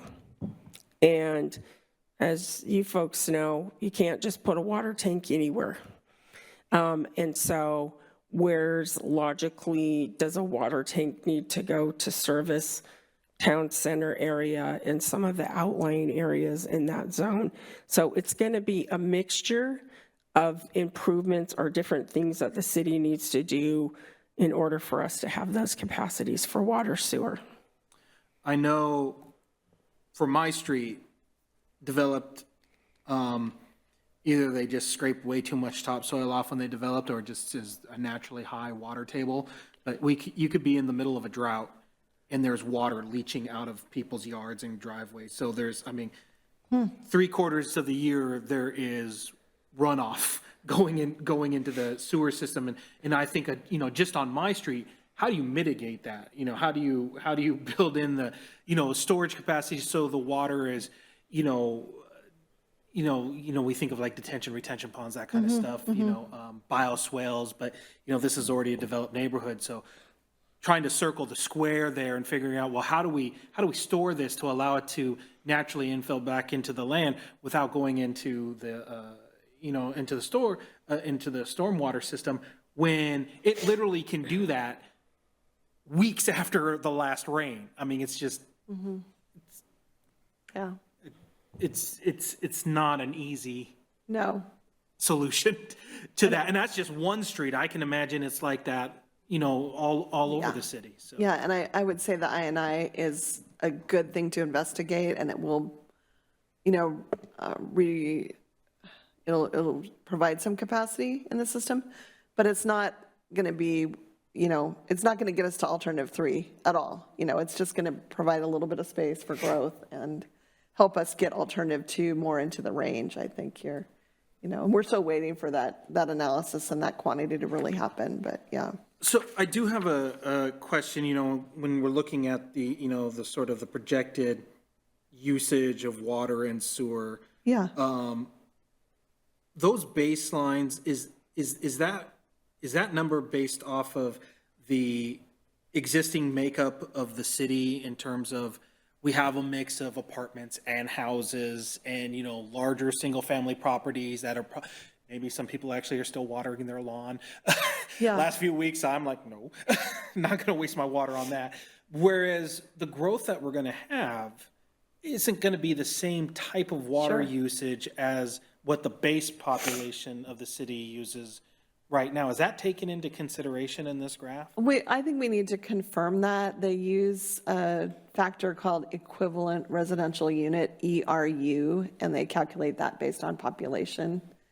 And I think they do apply, you know, some sort of modifiers related to the types of units and water conservation trends and things like that, but we'll have to look at that and see how their model is. Because in my mind, you know, when you think of how much water usage you're going to have in a single-family home, say there's only 2 people living in this single-family home, but you got a lot of things happening in that single-family home that are water-dependent versus 2 people living in an apartment. Right, yeah. The water usage is going to be completely different, so. Yeah, I have to think that that's part of the modeling, but we'll confirm that for you, yeah. I just see that, you know. Yeah. Obviously, part of this, telling us this, is to give us pause on option 3, and I'm just trying to figure out whatever way possible. Is there a path still to option 3? I mean, I hear what you guys are saying. I see this as like, okay, how do we solve that? Or what, you know, let's really dive into those numbers and Well, see. and one of the things that, you know, we're trying to be mindful of is the Growth Management Act requires us to concurrently plan our infrastructure to support our growth. Otherwise, our plan won't be certified, right? So we definitely need to show them we're gonna be able to mitigate and provide improvements to serve the growth that we're proposing over the next 20 years.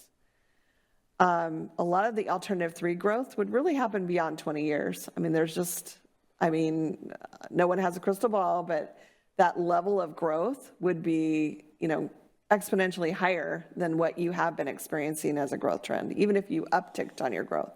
So it would be beyond 20 years. And if you start proactively planning now for water, sewer, transportation improvements, then you could get ahead and know what you need to do for that alternative 3 growth in 30 years or 40 years. So I think we're not saying that alternative 3 can't happen. We're just saying, let's not say that it's going to happen in the next 20 years. That's not our 20-year plan. But we've got a great plan, for the long-term future, however long that might take. And we've got to plan our systems to support that. So you just want to you kind of want to bite off a manageable amount of growth that you can afford and sustain over the next 20 years is really the trick. Yeah. And then with the water tower, I mean, we only have one site that has water towers in the city right now. And it serves the entire city. Is it not possible, like, if another tower needs to be built, to put it in that location, or would it have to be? It needs to be further studied. Okay. We are at a very high level of study here at the planning level. And so one of the things that will happen next year is the city will be updating its water and sewer systems plans based on the growth that's adopted.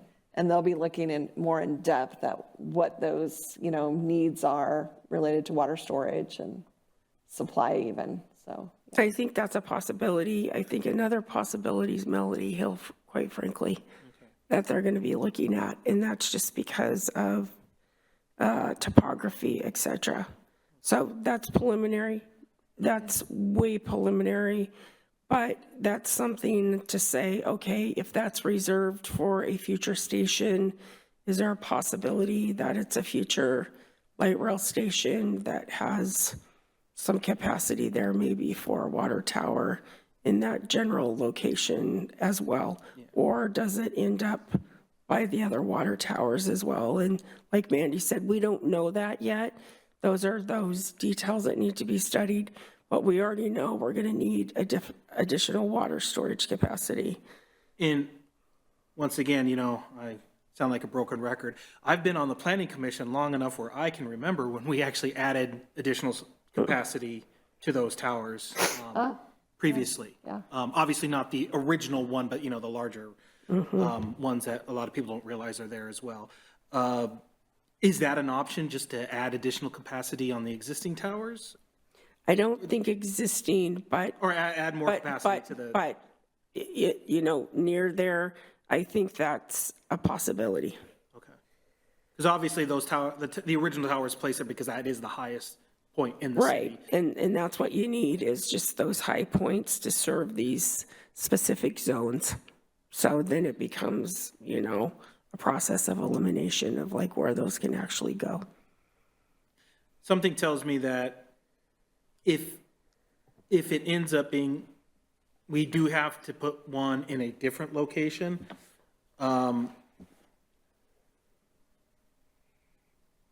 Maybe just one location, one tower, one location, as opposed to, maybe we can scale down the size of the tower, but put multiple towers in, different parts of the city, kind of spread the wealth, so to speak. I don't see that as. No, I think that would, cost-wise, that, it's unaffordable. That's the other thing. I think we can validate ERUs, but the fact of the matter is we also have to pay for these things. So I think comfort level is get comfortable with alternative 2. We're not even able to really get to alternative 2, so we need to get to alternative 2. We have some wiggle there, and there's probably some things we can do, but I think we can set ourselves up for success in how we place our zoning and how we plan to grow in the future if we kind of stick to, I believe, these mixed-use centers and neighborhood centers as our dense points and grow the core of those and then grow out from there. So I don't think we throw the baby out with the bathwater in kind of what we're thinking. It just may take a little longer to get to 3 than possibly we thought that it was going to take. Obviously, the state's goal with this is, we need more middle housing, Right. At the end of the day, we just need housing. And if we are able to satisfy those population milestones, Right. but it's done in a way where it's more like you're talking about, it's really focused on, these centers, which means it's going to have to be denser, which means we're talking about, I don't want to say town center light, but more like a town center style thought of, future development, as opposed to us, talking about, oh, do we want an ADU or it really is redeveloping of our existing garden style apartment, massive acreage, into something that's, more dense, and maybe more dense and more diverse. But I think that at least with option 3, we had the ability, we're going to have these dense new neighborhood centers, but we're also planning for, the middle housing that's going to be sort of, stepped back, further away. There's going to be a place for that too. But when we just focus on, if we're looking at more like level 2 or option 2, and it's not, I don't know, I guess I'm stuck in part of my concern is that, sort of population feeds new business, which feeds, economic health. And the more people, the more businesses, the more economic health. And so my concerns are that while maybe a more tempered, a more moderate approach obviously is more prudent when you look at these graphs, my fear is that we will end up with is, yes, we have housing, but we don't have the housing that supports all the businesses that we want as well, which then feeds into, okay, people still are leaving the town to go do everything. They don't have the ability to do as much in town, in neighborhood, as much as they would if the population was a little bit higher. Sure. Could justify more businesses. I think we just need to be more strategic. Because at the end of the day, we have to serve it. You've got to have water, you got to have sewer capacity, right? We have to have all these things in tandem. So I think we got to roll up our sleeves and be very strategic where we're putting the growth. With the water, is it just the capacity of our current distribution system, or is it that what the capacity is at the master meter that we're getting from Alderwood, and it's like, this is all you're getting. You're not getting any more, so you got to make it work. It's not that yet, but we actually get water from Everett. And so, as I've been saying for about the last 20 years, water's going to be the new gold. Yeah. You don't have water, basically, it's a non-starter.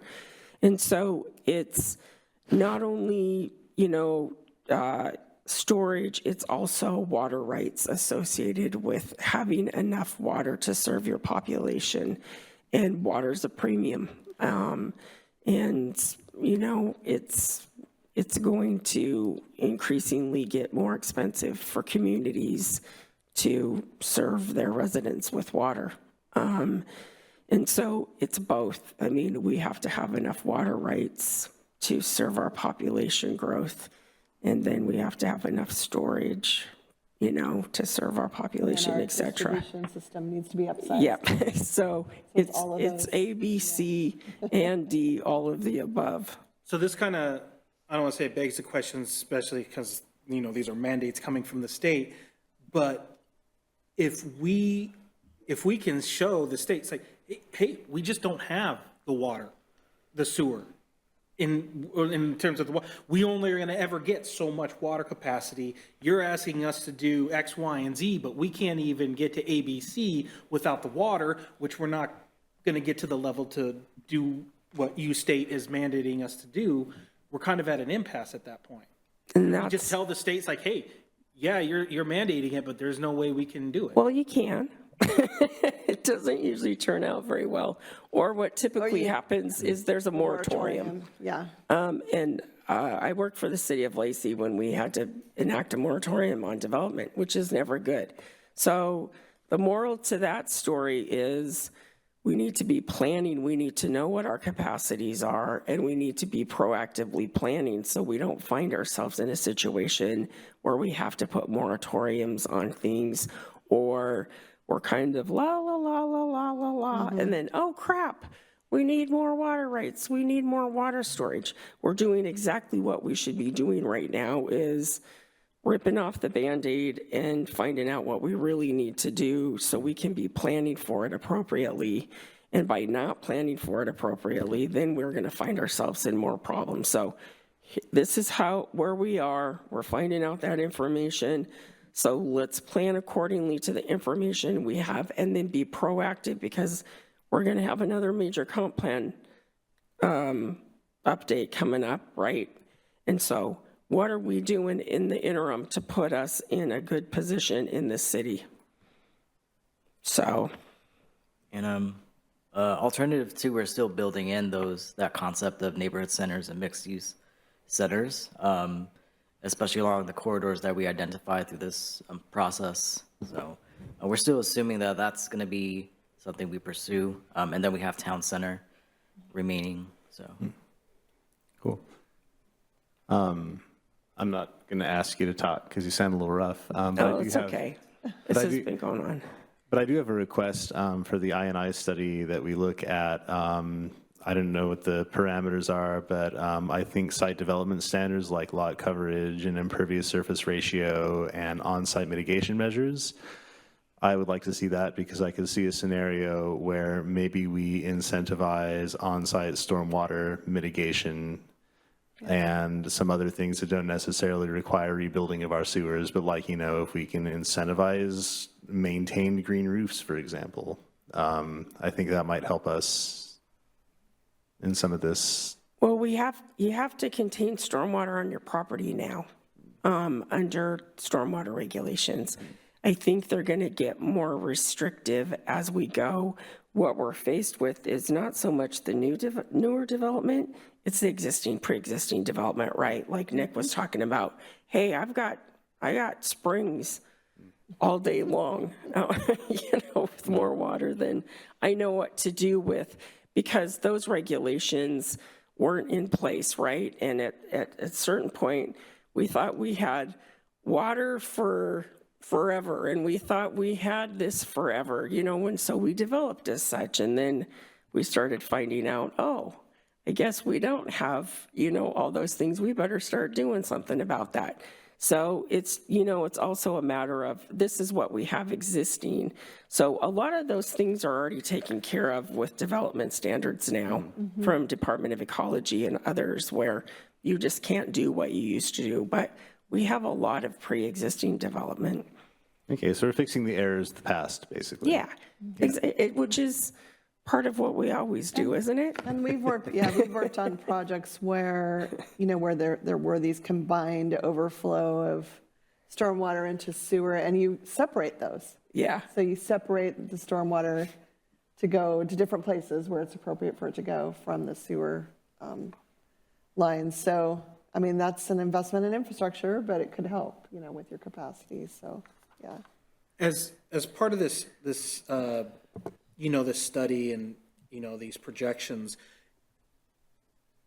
kind of touched on this previously, but as things redevelop, till we go, especially if we're looking 20 through 30 years out, we're talking about potential areas that are now pushing 80, 90 years old. Yeah. In some of our parts of our city, when we're looking out long term. So obviously 80, 90 years ago, the conservation efforts of fixtures and utilities, plumbing was completely different than what it is now versus what it's even going to be in the future. Does that take that into account, that as things redevelop? Well, that's why you update your system plans as you go along. So they would look at that, what are the new systems in place and land uses in place that have replaced the old ones, and how has that affected demand? So yeah, they will look at that, And we'll get an answer to your question about how much of that is forecasted or predicted as part of the model too. Yeah. And I know previously over the years, they've staff's kind of talked in the meeting, at our meetings about, they kind of take the total build consumption and compare it to what the master meter says, and that's how they're able to determine the leakage of the system. Like water that isn't making it past the individual meter, but we're paying for the city's paying for this water, but it's not reaching the customers. As we go through and it was like in the millions of gallons a year or something. It was some crazy amount. It's like, where's that water going? Yeah. Obviously, we are upgrading our system in parts of the city, and I'm assuming that they're charging a heck of a lot on my water bill now to pay for this thing. So I'm assuming what's happened kind of off of 66 will be in other parts of the city moving forward. Will that be taken into account as well? Like if we can solve the leakage issue and sort of this lost consumption that we have as a network, will that help this graph at all? Absolutely. I mean, that's part of the equation, which you're trying to find out how much water you're losing, right? And that's a big thing, and that's part of that whole maintenance. But as you guys know, when you're doing water lines improvements or system improvements, we're talking millions of dollars. And it doesn't take very much footage to get into the millions of dollars price tag. And we're there with a lot of the infrastructure. The average lifespan of a lot of our infrastructure, it's there. But you can't do everything without having gobs of money. So you do the worst and do those improvements.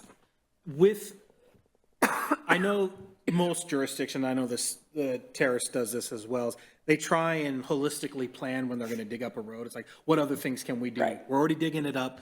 What can we do? And then once you pave it back in, put in a moratorium so you're not digging it up right away. I know SDOT does that. Moving forward, obviously when we get this I&I study, and I'm sure they're going to have a bunch of recommendations, but can we just assume moving forward, let's start planning to separate our water runoff from our sewer pipes? If we're going to have to replace the water mains anyway, we're already digging up the road. We got the trench. Let's figure it out or have a plan in place. Yeah. I think it might be a good idea, because this is going to be a big issue, is to have a conversation where we bring Public Works in for you folks and for council, because I think this is a huge topic. It's kind of where the rubber hits the road. And planning wise, we knew this was going to happen. You can pass legislation and you can say, we're going to do all these things, but you have to have streets, you have to have water, you have to have sewage treatment, you have to have all the other things than just say, we need accessory dwelling units. But we're not really thinking about, we're just doing a one size fits all. And the reality is one size doesn't fit all. And it doesn't fit every community, and it doesn't even fit the particulars inside every community.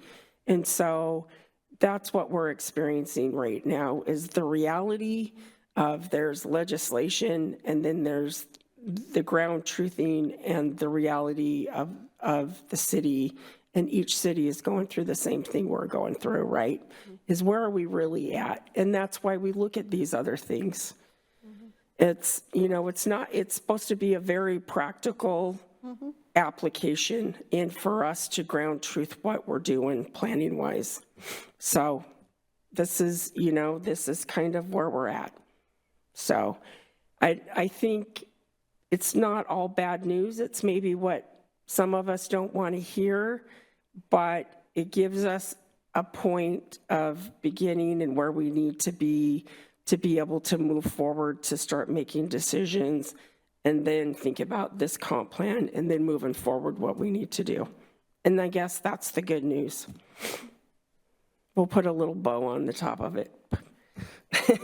I'm noticing that Commissioner Thompson has her hand up. Oh, thank you. Yeah, go ahead, Commissioner Thompson. Yes, just on this water item. Let me figure out how to say this.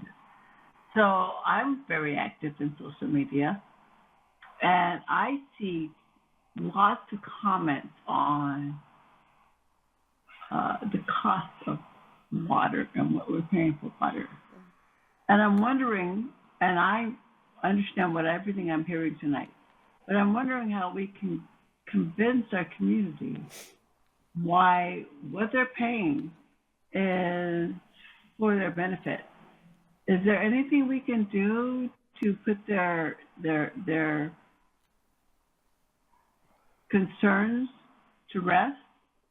Is there anything we can say? How can we convince the Mountlake Terrace community that, yeah, you may be paying a lot for water right now, but this is why? And I'm just wondering what we can do to put their concerns at rest. Maybe there's nothing, but I'm wondering if there is. Well, I would say, I think it's a good point. I don't know if there is something you can do, but I definitely think typically the more people know and what they're paying for and why they're paying for it, that's never a bad thing. I also think comparing water rates for what other jurisdictions are charging for water. I know in my particular situation, I pay the same as Mountlake Terrace pays, people that are complaining about their water bill. So maybe just understanding it's not really an anomaly of what people are getting charged here in the community compared to a lot of other nearby communities or other sister cities that in reality, this is kind of where we're at as far as those rates go. So I will have that conversation tomorrow as well. I think it's a really good thing to let people know what they're paying for because it's a lot of money. I agree. I'm with you on that, but I just I want my fellow citizens to know, don't get caught up in that. There's something more behind it than you're not realizing, and I want them to see that. So I agree with you on that. So I think just to move on to the next subject, what I would suggest is we don't need to make any decisions tonight. We mainly wanted to just brief you on what the preliminary results are looking like.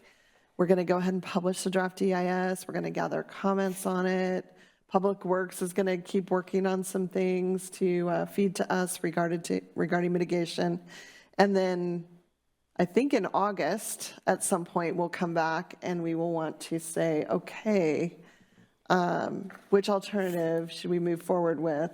And if we do make any tweaks to 2, what would we want to do?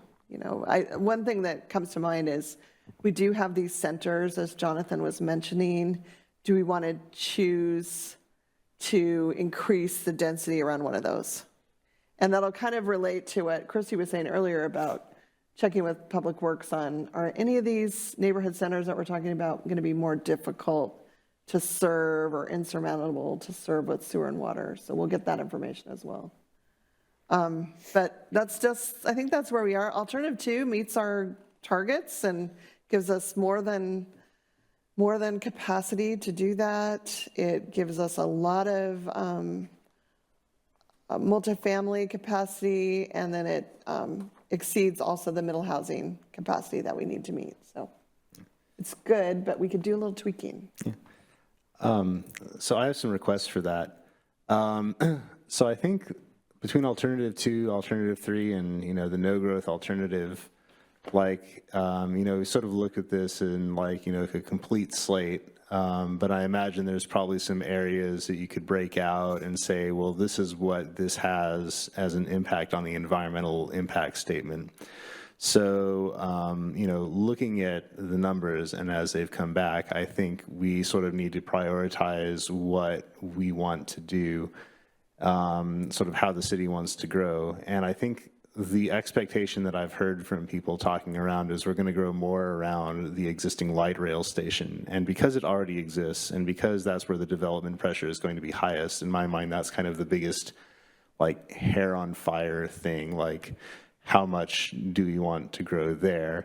The individual, and then the middle housing seems like it's part of the, the state mandated things. Yeah. And I think it's also good for income mix and just flexibility. It's very popular. The neighborhood centers, I would very much like to see, but if we had to prioritize, I would almost say that I would rather see the light rail station existing developed to like a good and desirable capacity, and maybe like, you know, the sort of existing neighborhood centers, we can look at those like, you know, maybe not so much in terms of an increase of capacity, but like how do we prepare those in a design way so that when we solve these infrastructure issues somewhere down the line, then they're prepared for that. And I think the Melody Hill and 220th sort of neighborhood centers, because there's a future light rail station there, like if that happens and when it happens, maybe that we postpone that to like, because you know, if that opens. So I think what I would like to see is like some availability, like, you know, kind of break this out a little bit and like give us some, you know, based on your environmental impact study, you don't have to do a lot of extra work. But kind of give us an idea of what that is. And then for the traffic study, I'd be interested in seeing the breakout of what the sort of within Mountlake Terrace demand is on those intersections and segments versus what the outside of Mountlake Terrace demand is on those intersections and segments. Like if we were somehow able to reroute traffic through the city or whatever, like I'm just kind of interested in seeing like where the demand on these things is coming from at a little bit more granular level. So that might also help us make some decisions as well. We can certainly ask about that. I'm not sure how, if that's really within our scope to be able to pull that out. If alternative one were truly a no growth alternative, it'd be easier, right? Because we could just look at alternative one and the background in alternative one and compare that. But alternative one is still a growth. It's just that we're not changing zoning. So we're still growing under existing zoning.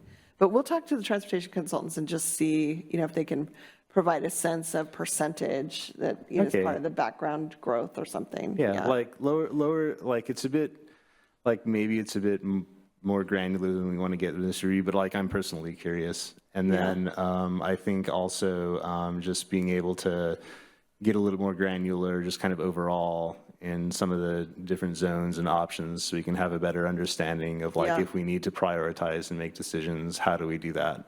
And what is the impact?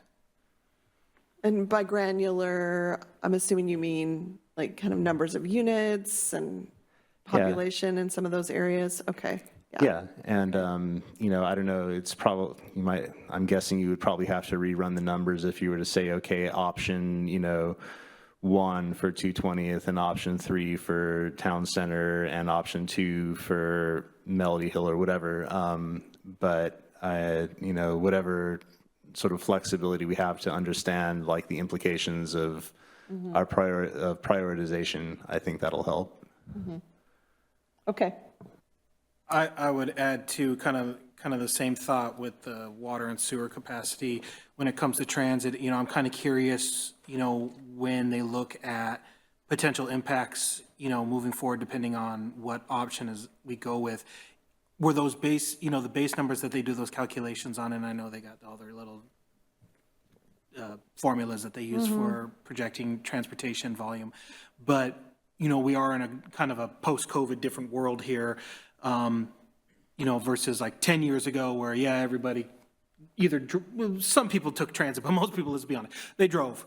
You know, how many trips are generated per day per housing unit 10 years ago, 20 years ago versus what the reality is not only today with the prevalence of work from home, but even moving forward in the future once the light rail station gets online, once our local transit frequency increases like community transit is promising us.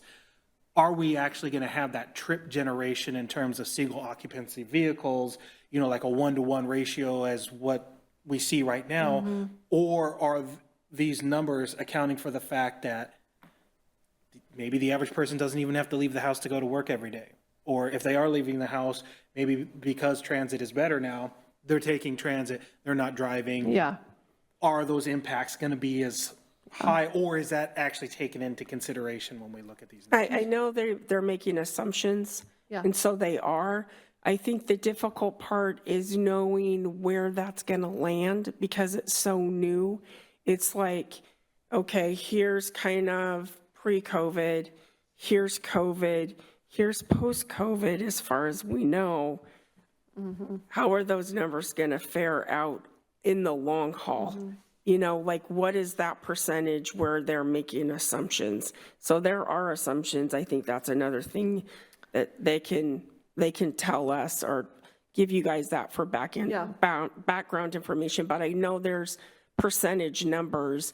It should just that's one of the things where we have to continue to update and plan because those are still, I think those are going to change potentially. I mean, like work from home assumptions, Yeah, I mean, and people are doing, different jurisdictions are doing a morph of, you know, work from home versus what days they need to come into the office, whether people that live here that are going someplace else to work or that people work in town. It's the same. I think a lot of these employers are still trying to figure that out in some of these places, so. I do know that when we do this work at a comprehensive planning level, we need to base our analysis on the regional travel demand model, which is the Puget Sound Regional Council model. So we don't have a lot of capability to really manipulate that background because they want everybody to use that. So we're all using the same assumptions, right?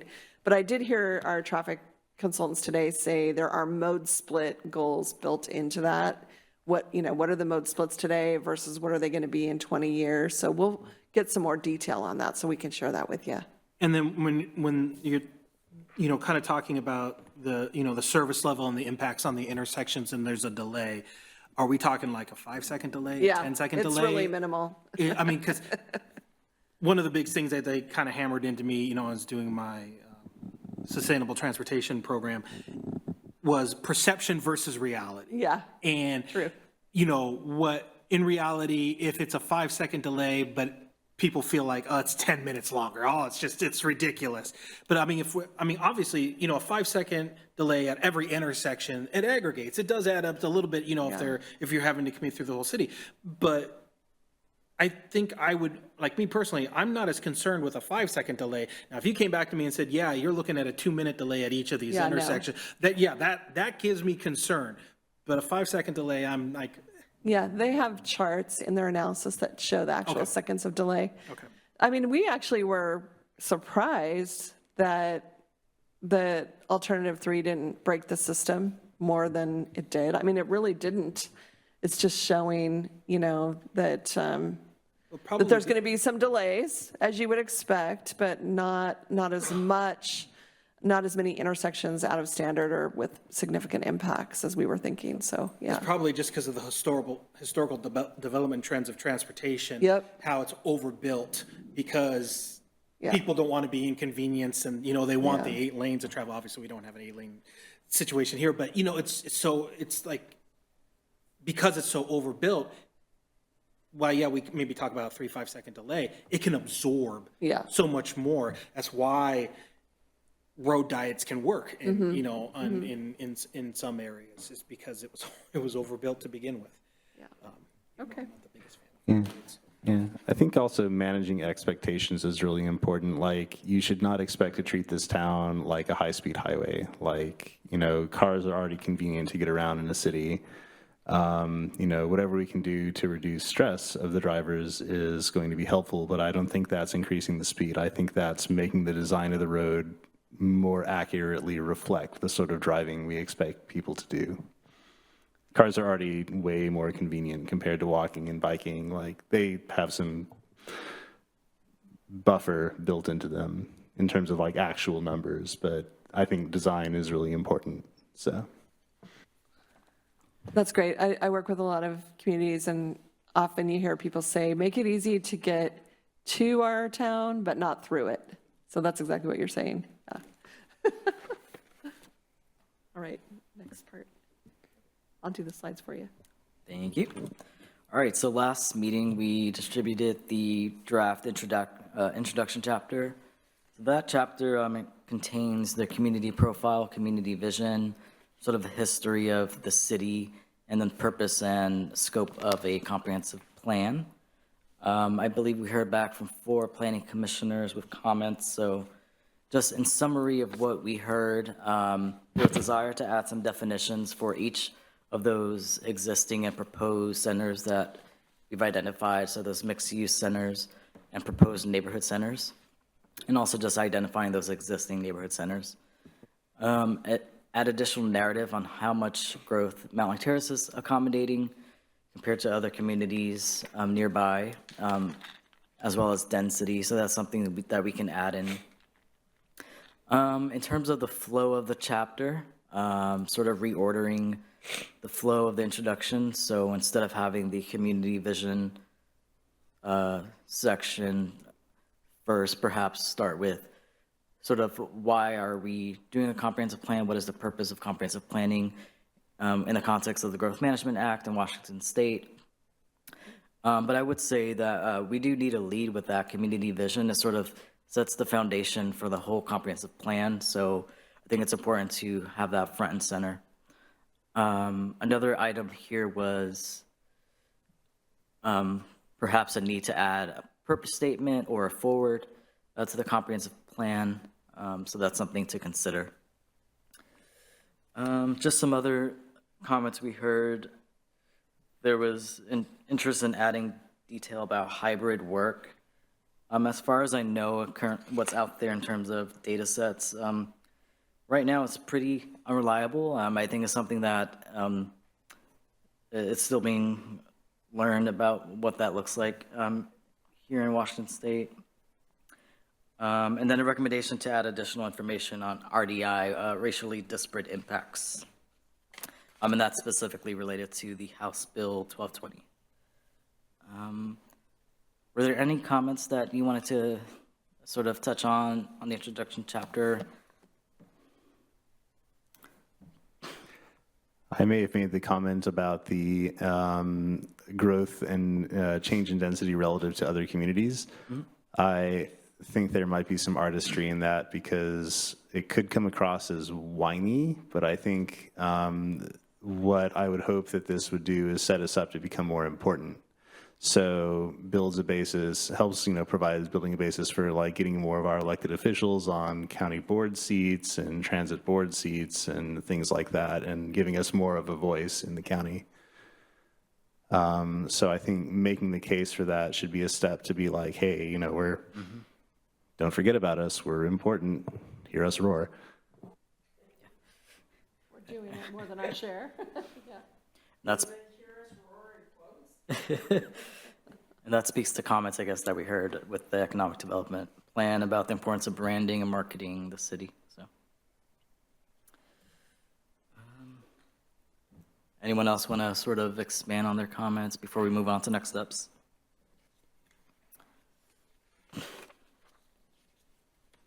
Okay.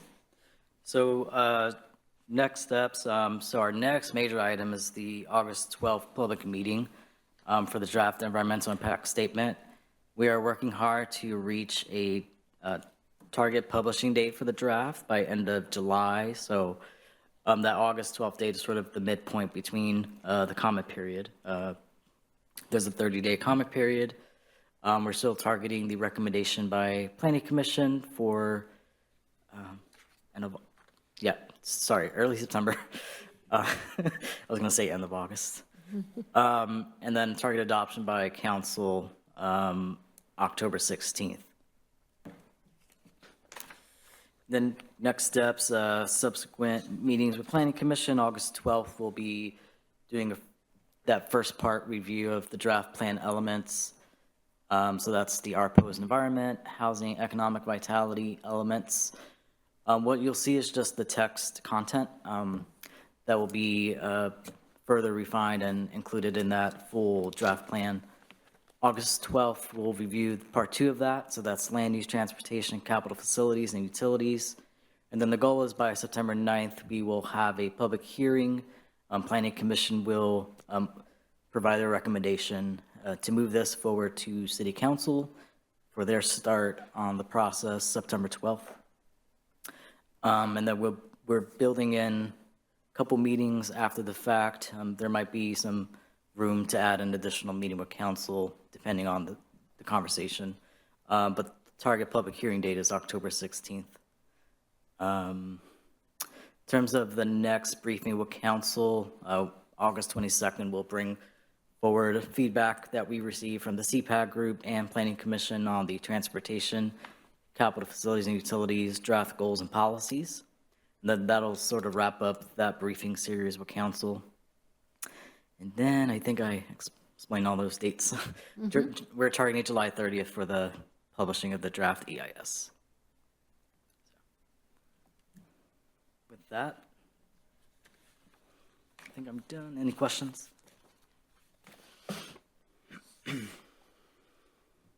Just double checking, anyone online have any questions? Not hearing or seeing anything, so I think we're good. All right, thank you all. Thank you. All right, item number 8, Director's Report. Thanks for hanging in with us tonight. We know it's a lot of information to bring before you guys. So meeting again on the draft environmental impact statement, August 12th. That's a planning commission date. We'll be doing that from 4:30 to 6:30 before your meeting. That worked pretty effectively in our comp plan meeting previously that we did, had that and then had planning commission, and it kind of gives people an opportunity maybe to come a little bit earlier instead of going home and then trying to come back out.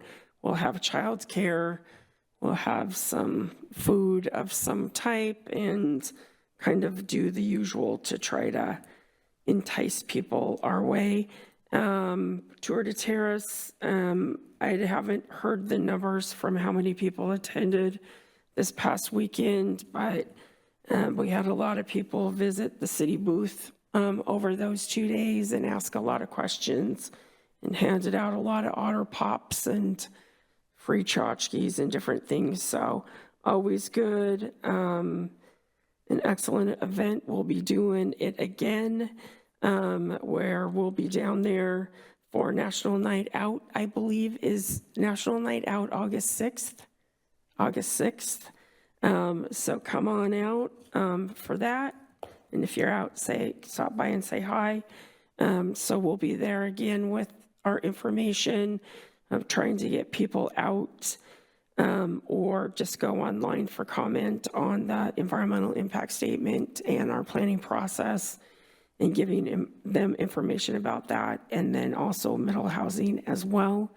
And then tomorrow, there we'll be doing an engagement pop-up at the food bank, letting folks know about our processes as well. So trying to do more outreach and continue to do targeted engagement for maybe folks that we don't normally get to like we should. So just continuing to work on that. And with that, it's going to be a lot of last minute trying to wrap up, just getting a draft comp plan and EIS so we can do 60-day review with the state, which is required, and then making sure that everybody has an opportunity to comment on our environmental documents and the draft plan actually put together as we continue kind of reviewing our comp plan. So we'll take your concerns back from tonight and work on those, and also get you some more information where we can. So with that, I don't have anything else unless anybody has a question for me. Yeah, go ahead. Is the city planning on doing anything special for the light rail opening? I know Linwood, they have. Oh my goodness. Cavalcade of Fiesta is coming your way. There is Transportation Secretary Buttigieg coming for the opening August 30th. There will be this, that, and the other at the different light rail stations at Shoreline. Mountlake Terrace and Linwood. And then there will be a market, which will be in the surface parking lot, which is being sponsored by the chamber here in town with, we're still trying to figure out some of our bits and pieces. We did get a third site plan today, but a stage, vendor booths, food trucks, this, that, and the other stuff. So there will be activities, and then I think the plan is that's from 4 to 8 down there for that portion, and then they'll kind of trickle up into town and go to Hemlock and some other places as well. So that's kind of the plan as far as I know it, with some more particulars of kind of what Sound Transit is doing. So Sound Transit's doing their stuff, and then the city's kind of adding on. The city's not really sponsoring it, but we're kind of involved in helping get some stuff going. So, yep. So it should be crazy August 30th down at the light rail station. That's all I know. And we're actively trying to make sure everything is done as much as possible before that August 30th date goes as far as permitting. So we're meeting a couple times a week at this point, and there's more to do. There's more to do in every site in the city, but yeah, it's kind of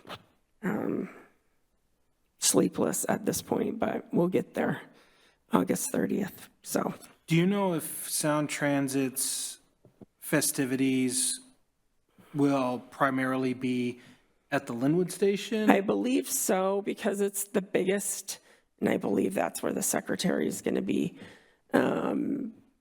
And then will it be kind of a rolling event where it starts at Linwood and then Yeah, it and hits I'm us, not then it sure hits of the Shoreline? particulars of how they're planning it, but I know it's going to encompass the Linwood line. That was kind of my. And Like, can we, like, do we want to, if like we're planning on going to this, plan on starting at Linwood, do their festivities, hop on the train, go to our station, I do our festivities? can't tell you that, but I can find out we can provide some more information on that of like what they're doing. So I haven't been focused on that as much as the other stuff we're responsible for, but I know the city manager and others have been involved in kind of, the crustless sandwiches and all the fruit punch and all that stuff that they're doing. So I'm not really sure, frankly. I just want permits done and nobody to get ran over, and that the train's actually working. So, but yeah, there's, the whole hoopla of opening a station. So, and that's on a Friday, August 30th. So that's the dealio. But we can find out some more information of kind of the timeline and how that's structured by Sound Transit. I noticed that they've ground down the pavement, right, adjacent to the station there. Yep. To fix that mistake you said Yep. they made. I'm assuming that'll be complete before the opening. Yes, it better be. Yes, that's the plan. There are certain things that have to be done, and that would be one of them. And all those cones that you've seen out there for about 3 or 4 months, those will also no longer be there. And every time Adam rides his bike and he can't get through, hopefully that will be, the bane of my existence as well, Adam. All of Thank those you things for- will be taken care of. That's priority in my mind, is all those things. Like, you can't have cones, you can't have the street ground down, you can't not have clear pedestrian passages. There's basic stuff that needs to be done in order to open that station. So it's a constant reminder and meetings as we go forth, like I said, every week. So same conditions that have been on the project for the last 5 years. Actually, it was July of 2019 that the conditions were placed on the project. So we've had 5 years to get things done. 5 whole years. But who's counting? Anybody else have any questions for planning director? Just real quick, circle back on the light rail opening. It sounds like 11 a.m. there'll be a ribbon cutting at the Linwood Station. And then 4 p.m. there'll be concurrent events going on each of the stations. So Shoreline, Linwood, the 2 in Shoreline. Sorry, and Mountlake Terrace. And yeah. And I'm not sure how the dignitaries are going to be where, or, yeah, I don't know. Do we know if both our senators will be there, or I would assume so. I think everybody's been invited. maybe the city should remind one of the senators to play favorites and be at the location where her political career started? I'm sure there's been conversations. I don't think I need to name names. Yeah, no, you do not. But yeah, that would be cool. Okay, anybody else? Questions? I'm not hearing or seeing any. Nothing online? Okay, so we'll move on to item number 9, miscellaneous business by call of planning commissioners. Anybody have any miscellaneous business? Any upcoming days they're not gonna? I need to be excused from the August 26th Planning Commission meeting, please. All right. So I will unfortunately miss those fun festivities. I will be out of town. No. Bummer. I'm going to be in Greece, so Oh, that's I think, nice. you know, I'm like, Well, do you want to try and do the meeting remote? I considered it. Win the new first place ribbon for furthest distance? I considered it, but you know, I think I'm gonna pass. Okay. Such a tough decision. Oh, man. The one time I did attend virtually, it was from California, so I should get some points. Yeah, absolutely. Well, ride a Greek train for us. Would anybody like to make a motion?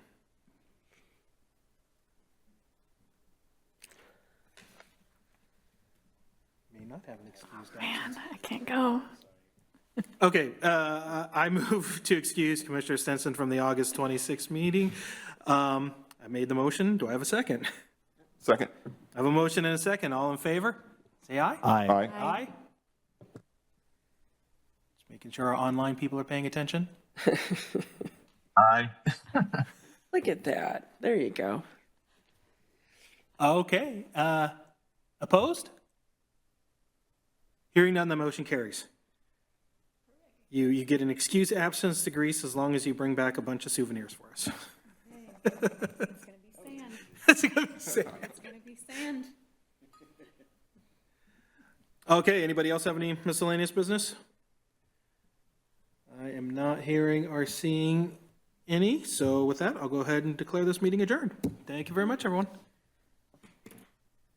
Thank you, everyone.